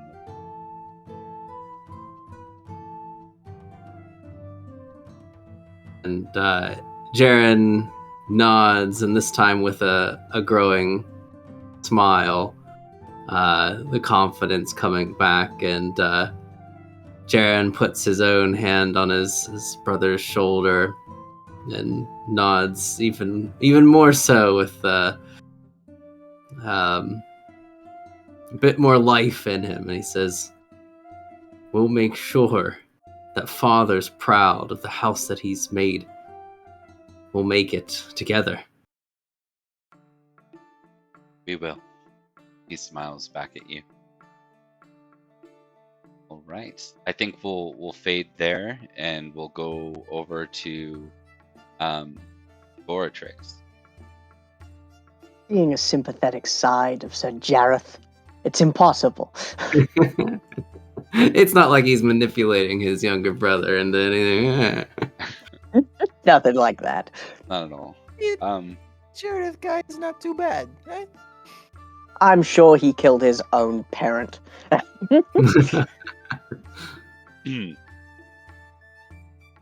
That's the best part, when you can make a character that everyone thinks is responsible for everything, no matter what. Because Everything. No matter He's what. actually the king of the Saxons too, and the Irish.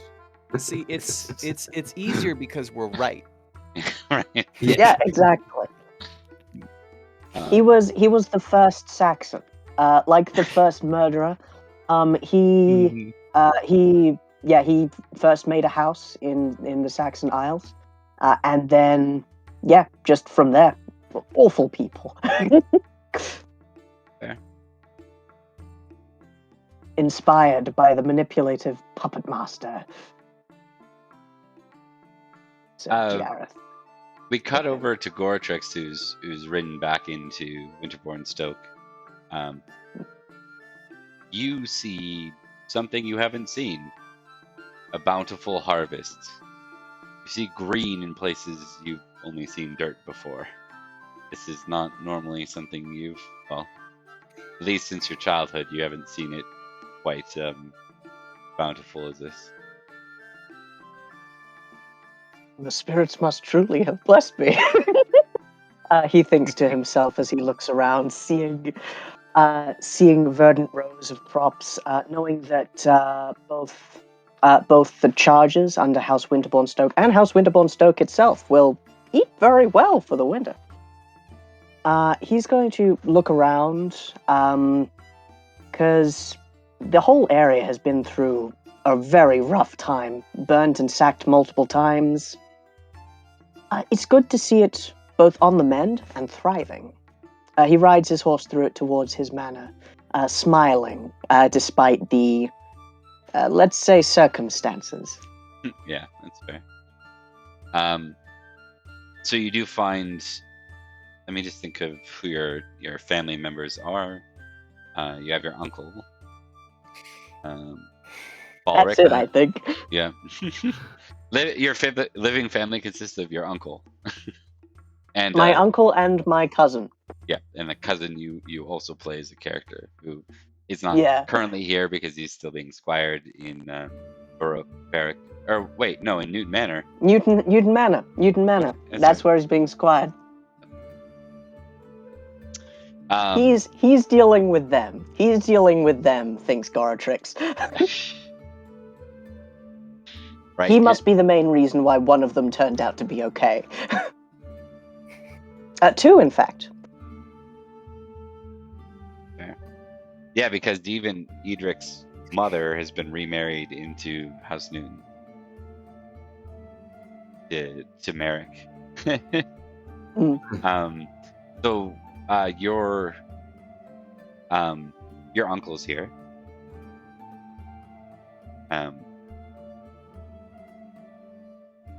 He approaches you and he says, "Goratrix, how was the feast?" Oh, it was... There were good and bad moments, I will admit, but I had expected nothing like this upon my return. Everything seems so healthy. Yes, it's strange. The workers have said that they've done nothing different. I've challenged them on that. The weather's not any better than it was last year. Of course, we're not dealing with any raids, but beyond that, it seems we are blessed. A bishop did bless me, so maybe that was... I kind of messed up the thing. He mentioned a Holy Spirit, and I think I kind of got the hand gesture wrong at that time. He omits the fact that the Holy Spirit was just a big spirit. Ah, yeah. Well, perhaps it'd be worth visiting the church more often, my nephew, as we've discussed before. Yes. I really have to learn more about that whole thing. But there are more material matters, I think. It may come as a surprise, he says, and I fully understand that the uncle heard about this month before Goratrix did. Yeah. That there are stirrings in the court. I managed to... Well, it was Sir Edward, really, who managed to create a more peaceable accord. The King Uther has been directed by another person I met, Sir Jaren, who asked the king to make a more less blood-filled resolution. I was fine with a duel to the death. I mean, I'm good. I'm pretty much healed from the ambush. He's not, by the way. But no, things seem to have been handled, and I think we don't have anything to worry about. Maybe. He looks at you, sort of. I'm not entirely sure that's true, but he says, "Very well. Very well." With that in mind, I must confess, it was... I did... the accusations are true, and I did, I sired a child, a daughter, but I know. You know. Well, all the rumors coming out of Huntland suggest that is the case. You were seen fighting naked against Saxons. One of the daughters was seen leaving your room not long after.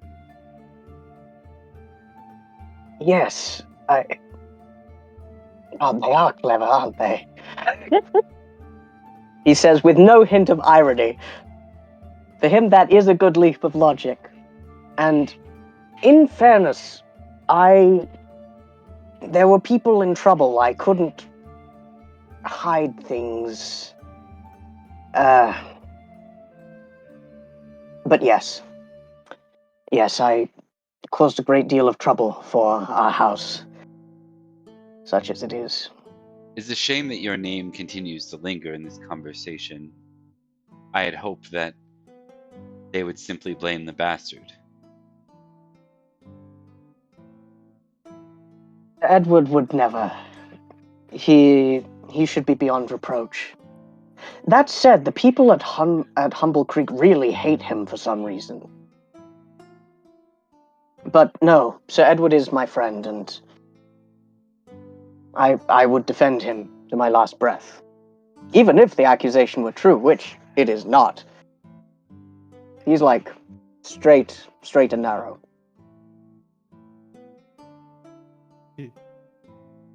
He's got one vice, which is killing Saxons. Edward is, well, he is born from the circumstances he's born from. Sir Edward, of course. But I think in this case, perhaps if you sense some sort of hatred or mistrust, I know that Sir Jareth and Sir Hero's son are longtime allies and friends. Children grew up together while they were squired.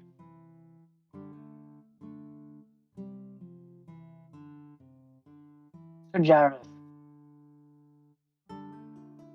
I do not like Sir Jareth, and the animosity has only increased. He does not like Sir Edward either.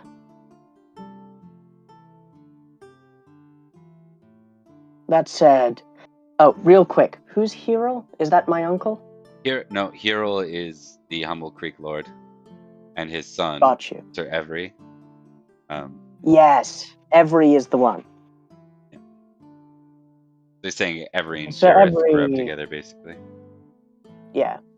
And Sir Every really doesn't like him, and I don't understand why. It was like right at the end of the Saxon invasion. Sometimes we take on the opinions of our closest friends. Yes. Yes, that is possible. Perhaps the well was poisoned. Yeah. I hope Edric's doing okay over there. That place is a viper's nest. He says, in the House of Vipers. Yeah. Well, it says we have strong ties with Newton Manor between. Well, you're late, or not late. Your aunt's remarriage into Newton. Of course, your cousin. Sorry, out of character. Yeah, cousin I'm just being doing squired. Yeah, your cousin's being squired there. Seems we have little reason to mistrust them. Or is there something I'm not fully aware of? Well, no. My animosity is towards Sir Jareth, who, at every turn, he has sought to undermine and otherwise implicate my friends and allies in dangerous matters. Just 2 feasts ago, he tried to get him in trouble with Lady Violet for grave robbing or something. That said, I met with Sir Jaren, and he's alright. His Lord Father fell during the journey, and he fought valiantly. I heard And there's a funeral to be soon. So, yeah. And Sir Merrick is okay. Really, it's just Sir Jareth. I don't like Sir Jareth. He will be Lord now, Lord of the House. Yeah, that'll be fun.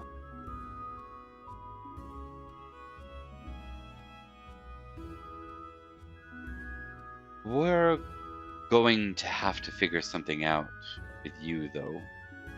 This We are. circumstance in Humblecreek. How can we be sure that it's not to happen again? Unless, of course, we see to it that your urges are dealt with. Oh, he says, and like this very tall man, like bashfully, like rubs his head and says, "It's not that. I will say that I was looking into prospects. One right out of the way. Like I don't think Lady Violet wants anything to do with me.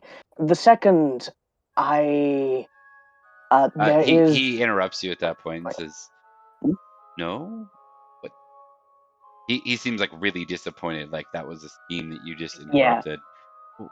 What do you mean she doesn't? What changed that? I thought you were the one that saved her from what happened in Humblecreek." Yes, from Saxons again later on, but it was more the subject of rumor. I feel she does not want to tie herself to it.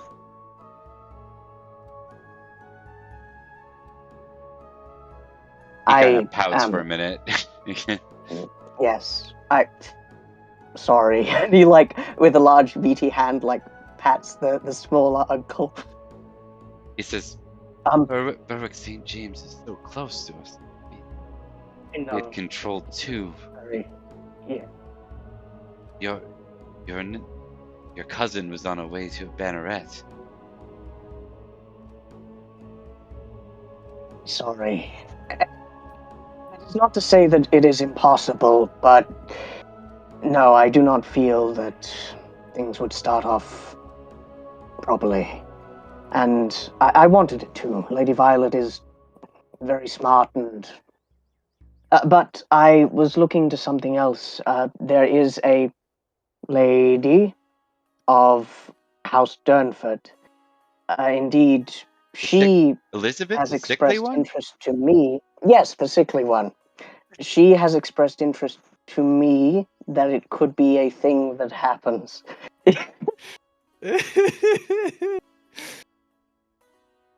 He kind of Which would be screws strange up his nose in at that. a number of ways. It's just, she's very nice, and I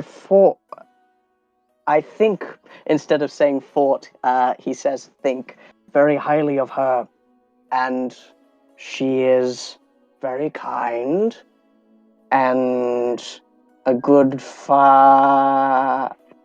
thinker. He Name one thing about my personality, Thomas. he smiles to Gortrix and says, "I just want to be sure.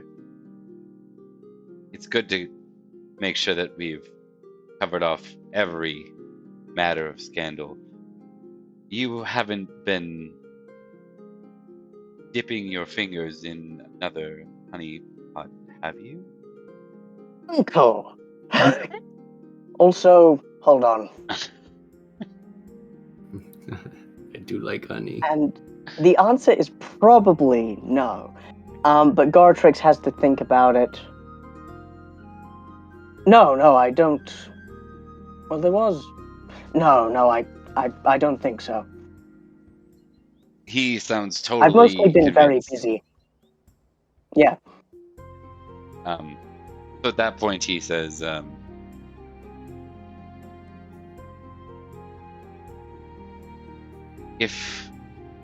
what is it about this Lady Elizabeth that you think would be advantageous for this house? Gartrix can't say the actual reason, which is essentially that it would cover a lot of suspicion. However, he will say, well, the main reason is that she said she would. But honestly, I think the world of her. I have known her for a while, even in different circumstances, and I don't know if what I feel is romantic, but marriage doesn't always have to be about that. It can just be friendship, but, political. I think. That's how my father and my mother began. Valeric just nods. Yes, purely friendship. All right. Well, I have no better proposals for you at the moment. Well, with your current reputation, you might find it very difficult to. So an ally would be your best bet. That or a Yes. common woman. And yeah, Gortrix is perfectly okay with that. Like, he doesn't mind. But he will say, I am sorry that what I have done has harmed the interests of our family. Had I known at the time that it would get this far, I never would have. So far it is not. Yeah. But I think it is very necessary that you distance yourself from this. As long as it remains an accusation, our house stays clean. Your cousin's house clean. I've done my best to, to not admit to anything. His uncle would know. That's an iffy statement. That's a so-so statement. But Gortrix will say, either way, I just want the matter to be dealt with. If a duel to the death, then fine. If amicable resolution can be made, then I want that too. I just want it over with. I will admit, I worry about the fate of that poor girl.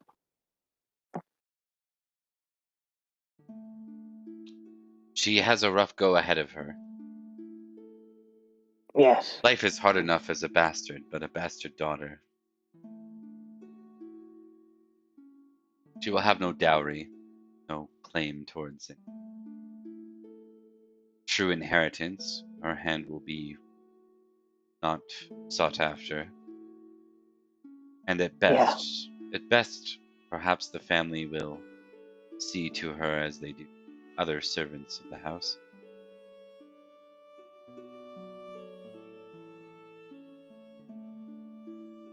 I feel shame for a lot of things regarding this matter, but I think chief among them will be leaving that baby without support. But it was either that or, well, give up so much of Winterbourne Stoke. I think I made the right choice, but I cannot know.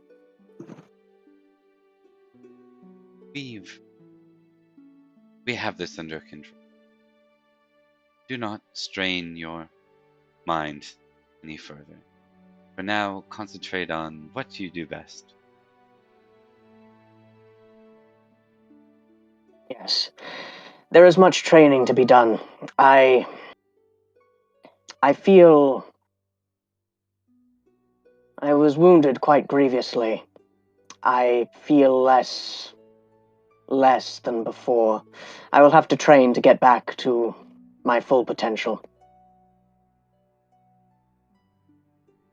And rest you should. You are fortunate that there is no war this time. I'm sure by next year you'll be battle ready. Yes, I just need to put 1 point into size. All right, that's we'll move on. We're gonna move on to Mark in Idmiston. Absolutely. Thank you for the scene. Sir Edward, you return to Idmiston, and your uncle is present.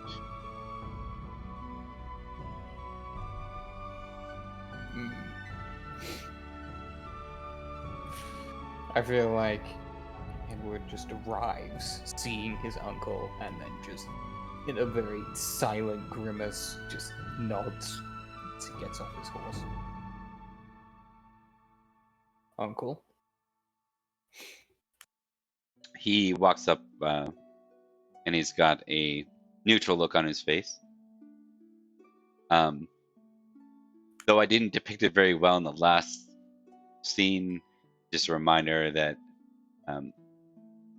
that Goratrix's uncle's the more like cowardice one, and yours is the more little fingery one.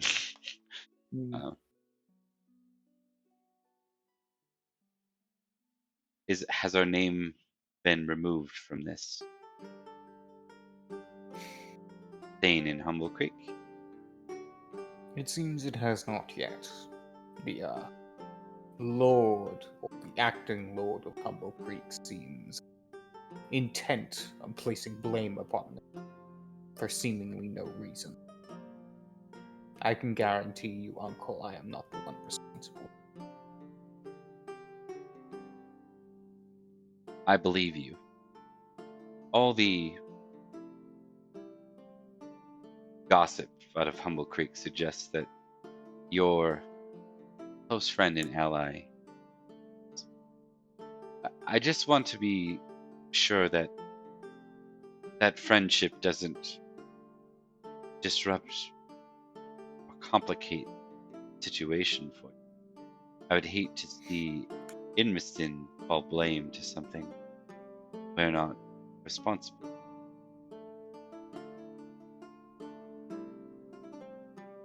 For that, I understand. But I will be honest, Uncle. I am not one for rumors of the court. I do not really care who they blame which way or another. All that matters is that we come out clean in the eyes of the king in this case. The king is an easy one. The court of the king that's more difficult. I agree with you that this Sir Hero is being stubborn. It seems one does not need to take things so far as he. Yes. Well, hopefully, I plan to set up a meeting with him and hopefully be able to, in a conversation, calm things down. Perhaps. All right.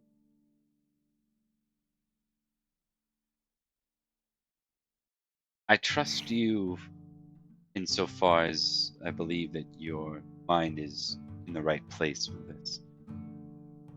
But when it comes to the matters of the royal court, I'm worried that you may not be in a position for success.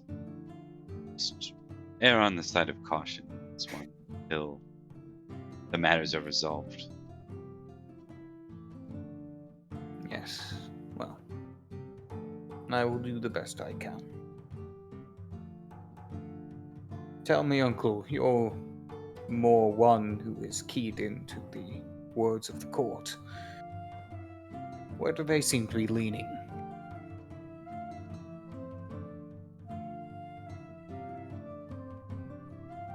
That's complicated. There seems to be an effort to smear your name as a bastard. I haven't been able to track the source of it. Well, it is no different to usual. I do not really care for their jabbing tones. But can I ask a question of you, Uncle? Of course. What is the greatest fear in this regard? Damage to our reputation, or a damage to our coffers?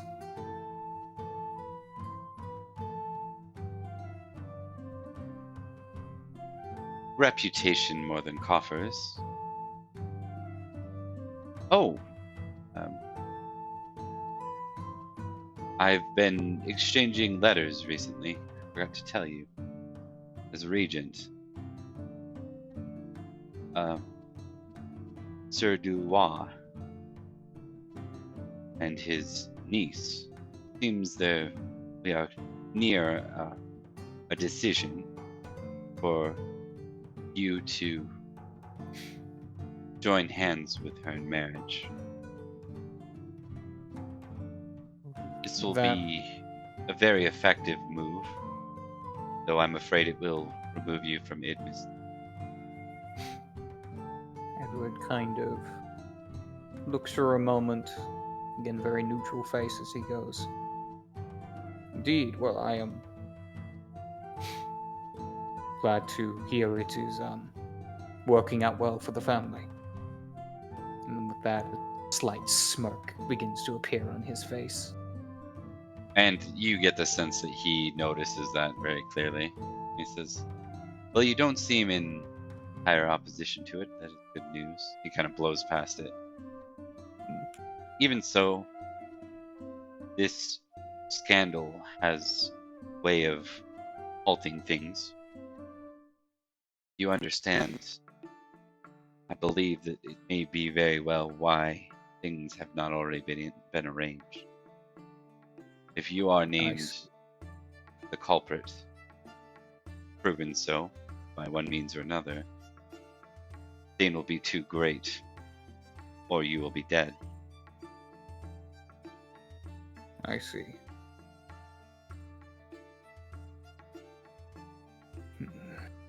Maybe it would be easier just to go duel.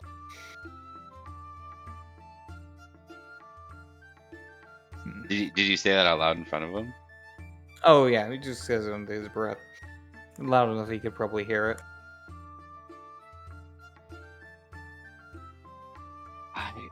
He shakes his head. I'll remind you, my dear nephew, that you still are our only knight. If you were to fall through unnecessary circumstances, not only would it stain the house, but we would be without protection.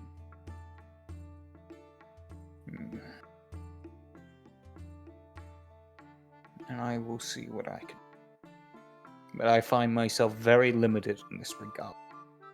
It is blood or it is a stain upon my name. I hope for an alternative, but I do not know if it will even out in the way that I desire. Let us speak of this desire a bit. If I could guarantee that your name is absolved from,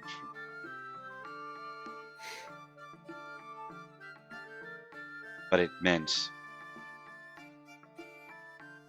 that your friend was formally exposed.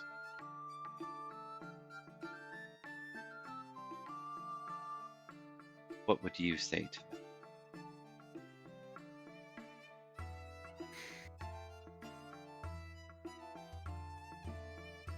Goretrix is a complicated man. One who in many cases I do not think I completely understand. But I also know he is an honorable man who, if given the opportunity to do the same to me, would not. I could not betray his trust like that. Not only would it be unhonorable, it would be a pretty stupid move. After all, why should we seek to make enemies with other houses? And then he kind of purses for a moment, kind of narrowing his eyes to see if this attempt at a persuasion has worked on his uncle. Your uncle retorts, and if he does nothing, then your name remains involved in this.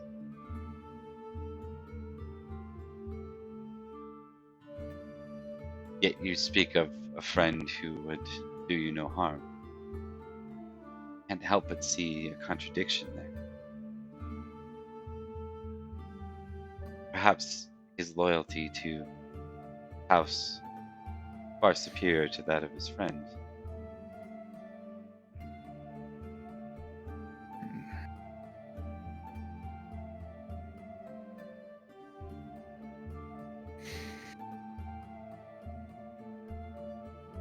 I won't push you in any particular way, my nephew.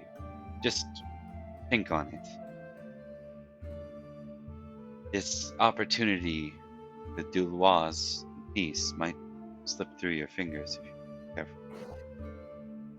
I see. Give me some time to consider it. You have mere months.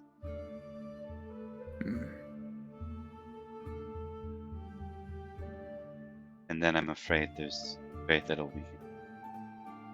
Once the king is declared, it's outside of our realm of influence. Indeed. But all the sources say that this Sir Hero, for one means or whatever reason, this might be the case. He seems to be irrational and certain that this must end in a duel, a blood feud. And perhaps my conversation might actually be able to help. For if it is not, then I have a very hard decision to make.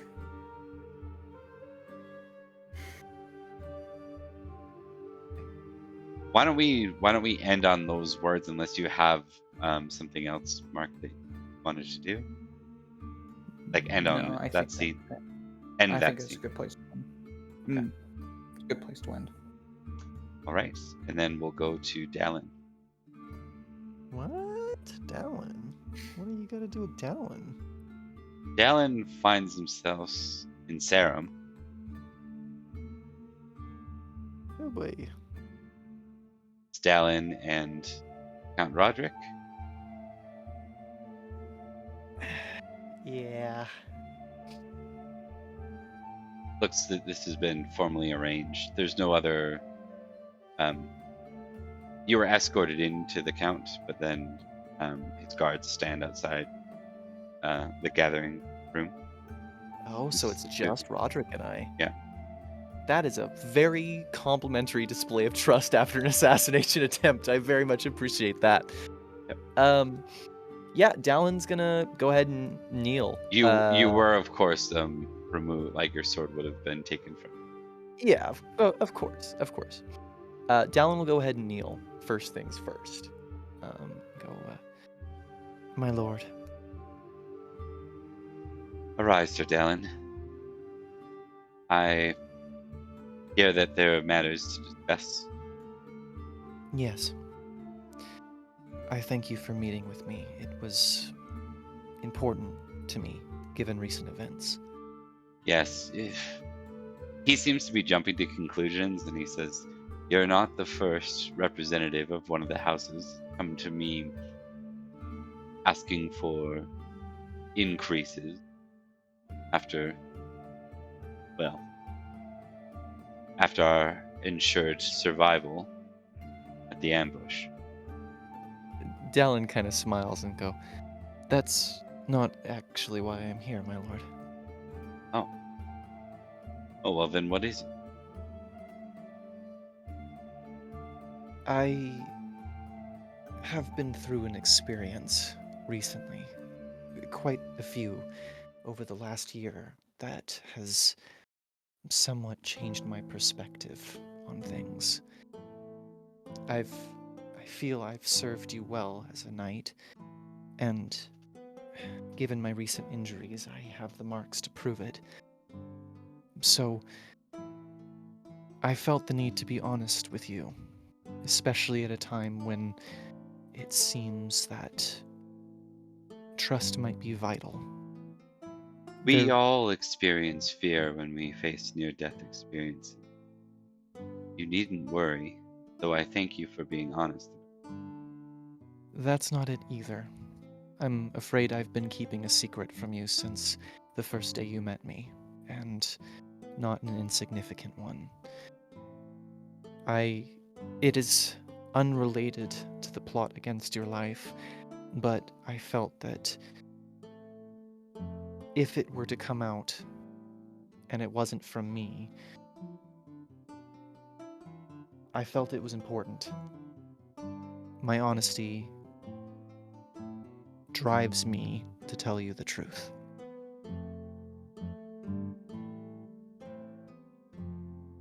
He looks curious at this. He's almost hesitant to ask. And then he says, "Know that I am bound by the laws of the king to enforce his law. What you share with me is troublesome. I am honor bound."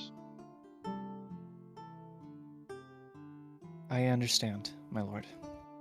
Do as you must. I have made my peace. And Dallin smiles kind of lightly and goes, "Though, I'll admit I've spent more than a few prayers on the trip here, hoping that things go better than that."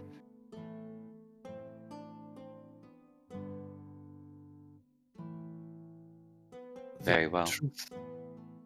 The truth is, my lord, that Sir Dallin of Durnford, to my knowledge, did not return home from his campaigns overseas. Since a few years ago, Lady Elizabeth has taken up his place. He looks at you and screws up his face and he says, "What farce is this, Dallin? Please explain yourself." And Dallin tells the whole story, from the day that the bandits came and there were no knights at the house to defend, from the days she would spend training with her brother and her father before they both left, right up through Dallin's attempts to hide their injuries during their first battle with the charge with Maddox and what followed, and even the event in Summerland with the Goblin Knight and the Knighting. And after it's all laid bare, Dallin kind of goes quiet for a moment and goes, "So, you can imagine why I felt it was necessary to be forward with you on this, and to speak with you somewhat privately."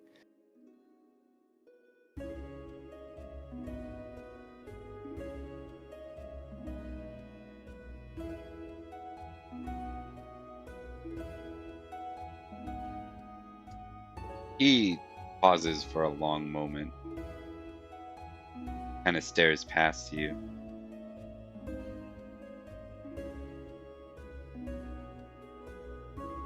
The laws of the realm are the laws of the realm.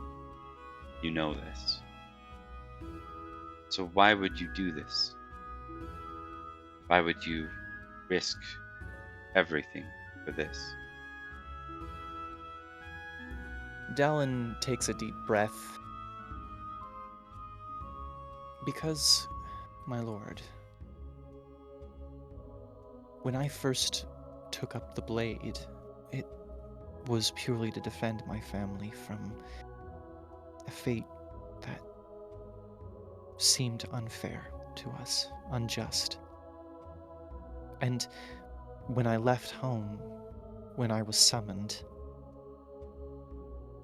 I found every opportunity I could to hide myself. And over the last few years, I've never felt more comfortable in my entire life. Despite all the secrecy, despite the stress, I've made true and lasting friendships. I've earned much glory in the name of my family and in the name of my brother. And with my fight with the Goblin Knight, think he gave me the push that I needed to accept the risk. I am Dallin, and I am Elizabeth. And I have served you as best as I am able, as both. Served you well, if I am allowed to boast. What you do, I will accept. But I don't wish for anyone else to be held accountable. And I think it was... If there was one person who deserved my honesty, if I were to truly be a knight, then I would have to be honest with you.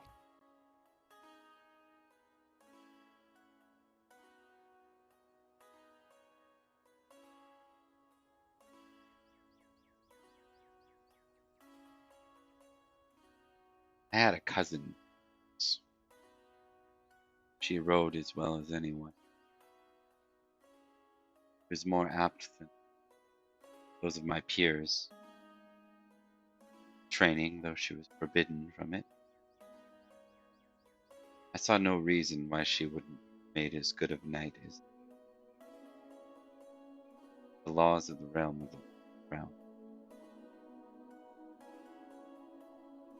As far as I understand it, Sir Dallin is alive and exists, as does Lady Elizabeth. If I am to hear otherwise, then I will be forced to move by the laws of this land. I don't understand the Fae, Goblin Knight, or any of those matters, what they really mean, if any of that is true, though I do not doubt you any more than I doubt any stories about the Fae. You will see to it, though, that Durnford is well looked after, for it is my gift to your family. That means its future must be looked after, and it can't end with you. You will have to fulfill the duties of both Elizabeth and Dallin. I understand, my lord. And this conversation has never happened. Thank you. And Dallin just quietly leaves. It's a very long, not that far of a long ride, but it feels much longer. Yeah. All right. So Roderick it wasn't the worst response you could get from Roderick, but it also wasn't. It could have been better. Yeah. But exactly. Could have been way worse. He Could've did been a lot basically say, worse. like, hey, if you break the law, I have to tell on you. And then I said, I am breaking the law. And he said, I didn't hear that. Yeah. Tell me. I mean, you always have plan B if he was like, well, I'm going to strip you of all your knighthood. And then you pull out the assassin dagger that you had Yeah, in your you pull back out the pocket. hidden knight. Right? Do you guys think I could beat Roderick to death? I wouldn't want to, but like I probably could. Dallin's pretty buff. Oh, Dallin's badly injured though. Maybe not actually. Yeah, no, Dallin's badly injured. Roderick's Roderick's also pretty pretty old. buff. I bet he's injured too. I bet he's been injured as well. Let's see, what am I at right now? I bet you he is pretty fucking buff. I have 9 hit points. Yeah, that's not going. That's not going my It's way. fine. You just point him over. You're like, so what are you writing there now that you stripped me of knighthood? Just look over there with your Oh. eyes. He looks like a man who won that title through war. I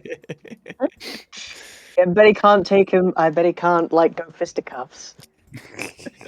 We do have to figure out Dallin's major wound before we close, and then we can. Oh close. yeah. Yeah. All right, so let's page 149 if you want to follow along in the book. I do not have the book on my laptop right now. Okay. She's If it's- I have that. I have it too. 149. Suffered a grievous haircut. No. The sword just cut right through. Point of courtesy. I thought that's what Dallin almost gave you on the when you rode into the river ambush. Oh, that's right. That's right. He still Jaren still has a beef with that, but also is willing to be like, hey, you keep the sword in your hand. We got to find who did the ambush. Yeah. I think Maddox and I are friends. It's unrelated. I like the lad. I like Maddox. Was He's it great. 145, Bob? Wonderful. 149. 149. Okay, perfect. And then there's a table called the attribute loss table, and I'm trying to find. God, they don't even tell you what table, what page it's on. Yeah, I Just know. I tried go to searching. this table. I'm just looking to see if I can find it quickly. I can actually the program I have it in I can search really well, but my dyslexia is not letting me figure out how to spell attribute properly, so I'm still struggling. Can you search the table name? It's table Yeah. 5.3. I can't find shit. Oh, 5.3 you said? 5.3. Oh, 129. Aha! It said It's on looks like it's on page 151. No, that's incorrect. 129. Here it is. 129 is correct. Yeah. 129. I kind of hope it's a badass scar. Alright. I'm appearance 15. Yeah, How did that happen?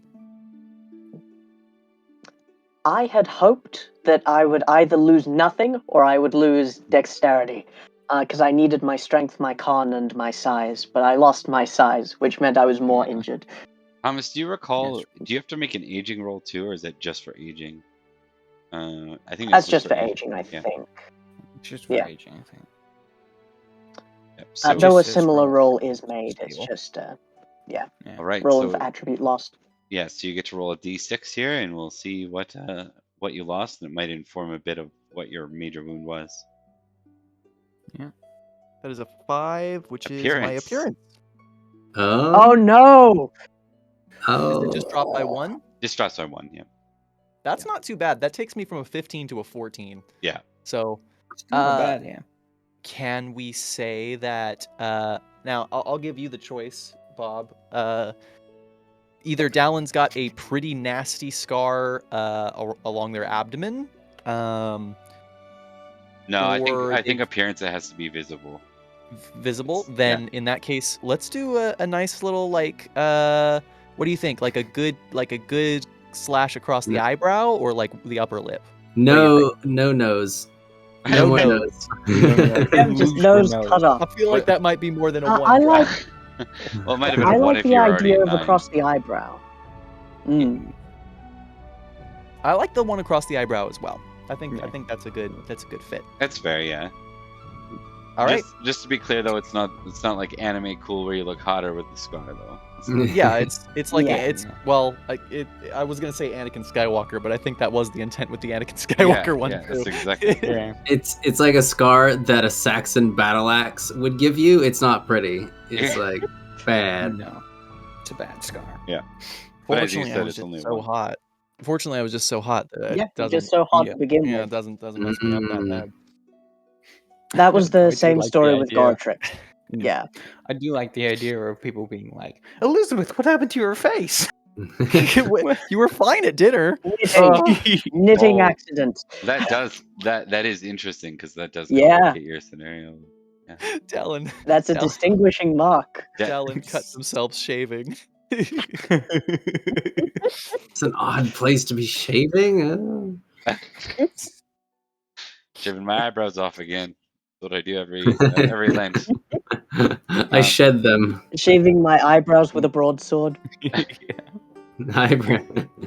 For some reason, Sir Dalen and Lady Elizabeth have a scar in the exact same place. Exact same config. Oh shit! I didn't even Yes. think about that. Yeah, I didn't know Sir Dalen That's what I shaved his thought you were eyebrows talking too. about.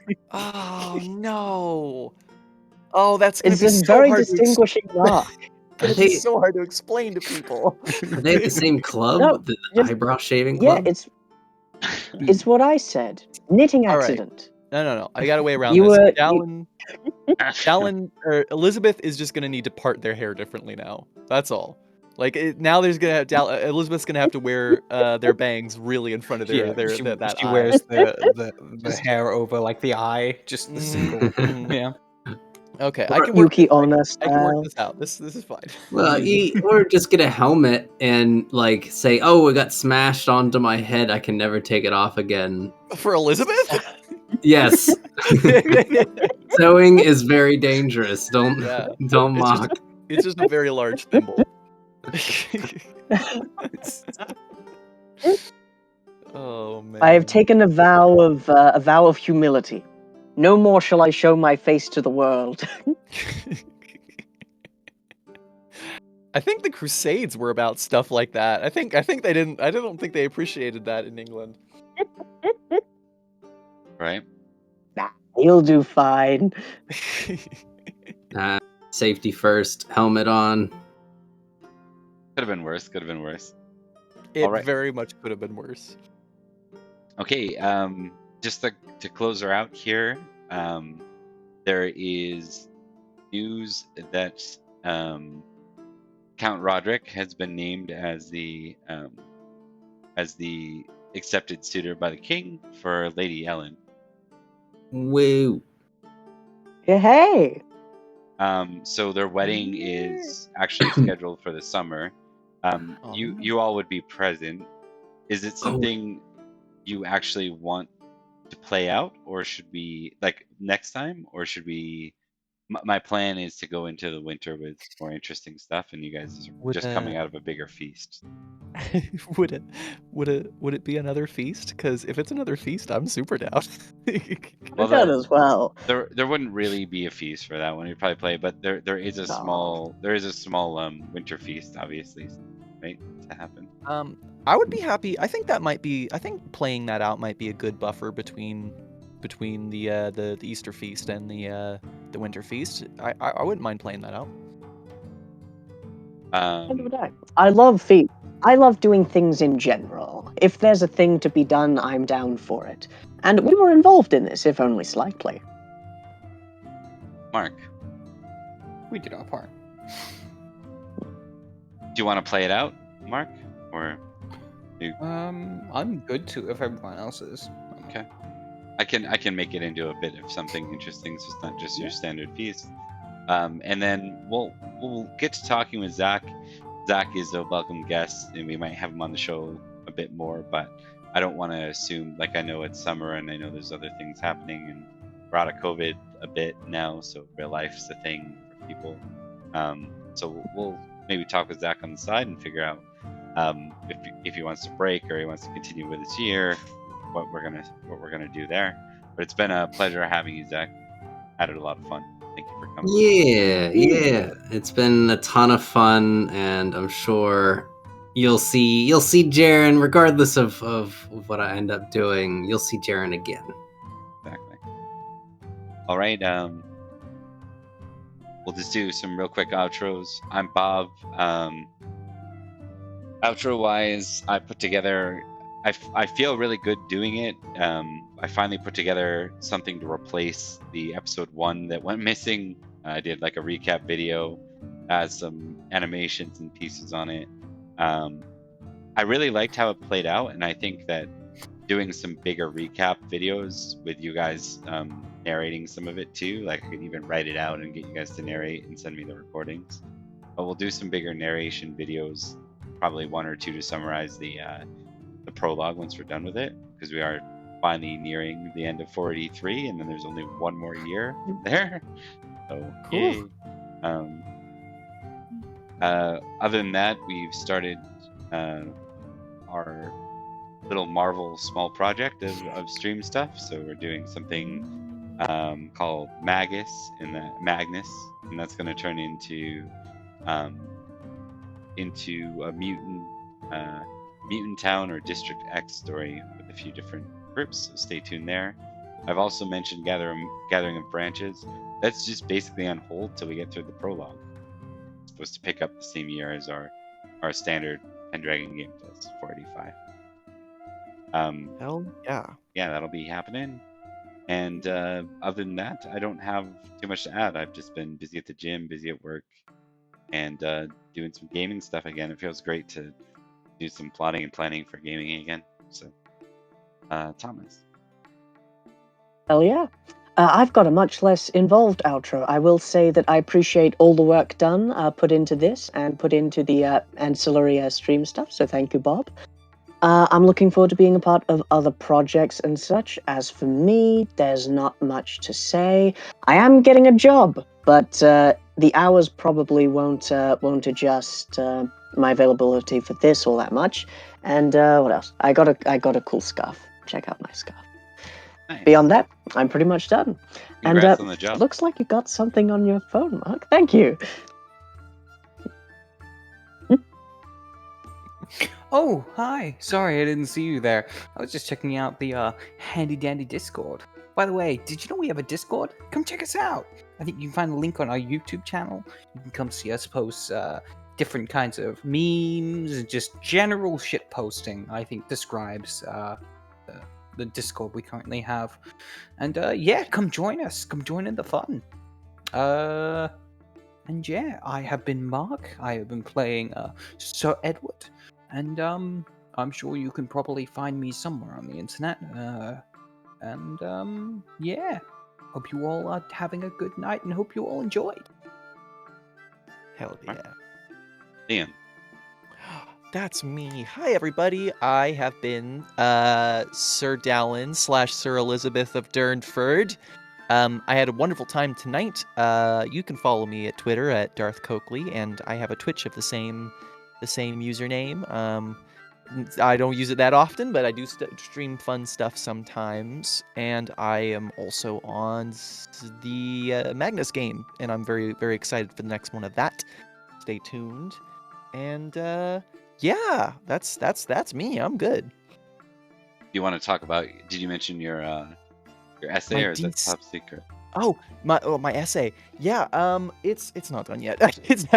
I'm not close enough. I am working on a Metal Gear video essay, but it's not nearly close enough that I feel prepared to give details on that one. That's fair. That's fair. Oh, we're camera frozen here. One sec. Oh, right at the end. Right, and we're back. Yeah. It doesn't. Turns out it doesn't really freeze Liam, so we're good. Yeah. Well, unfreezable. Yeah. Invulnerable to freeze. That's my superpower. I'm invulnerable. And Zach. And Zach. I've played Sir Jaren, and it's always a blast to play. My availability to play in the future is tightening up a bit, though, mainly because this is just really not a great time for the East in the US when you have to work early in the morning. But I still love it, and then I'll be around. I'll be around to come back with Sir Jaren, because his brother is so pure of heart and will probably not involve Sir Jaren in any of the ploys and manipulations and Game of Thrones stuff. Of course not. Just come move in with me, Zach. You can come move in with me and live in my basement. Basement. Yeah, I don't have one. It's more of a crawl space, but I think you could make it work. I love crawl spaces. Is there no windows? There can't be any windows though.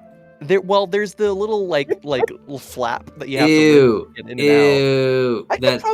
I could probably nail it down for you though. Yeah, cement bricks. Yeah.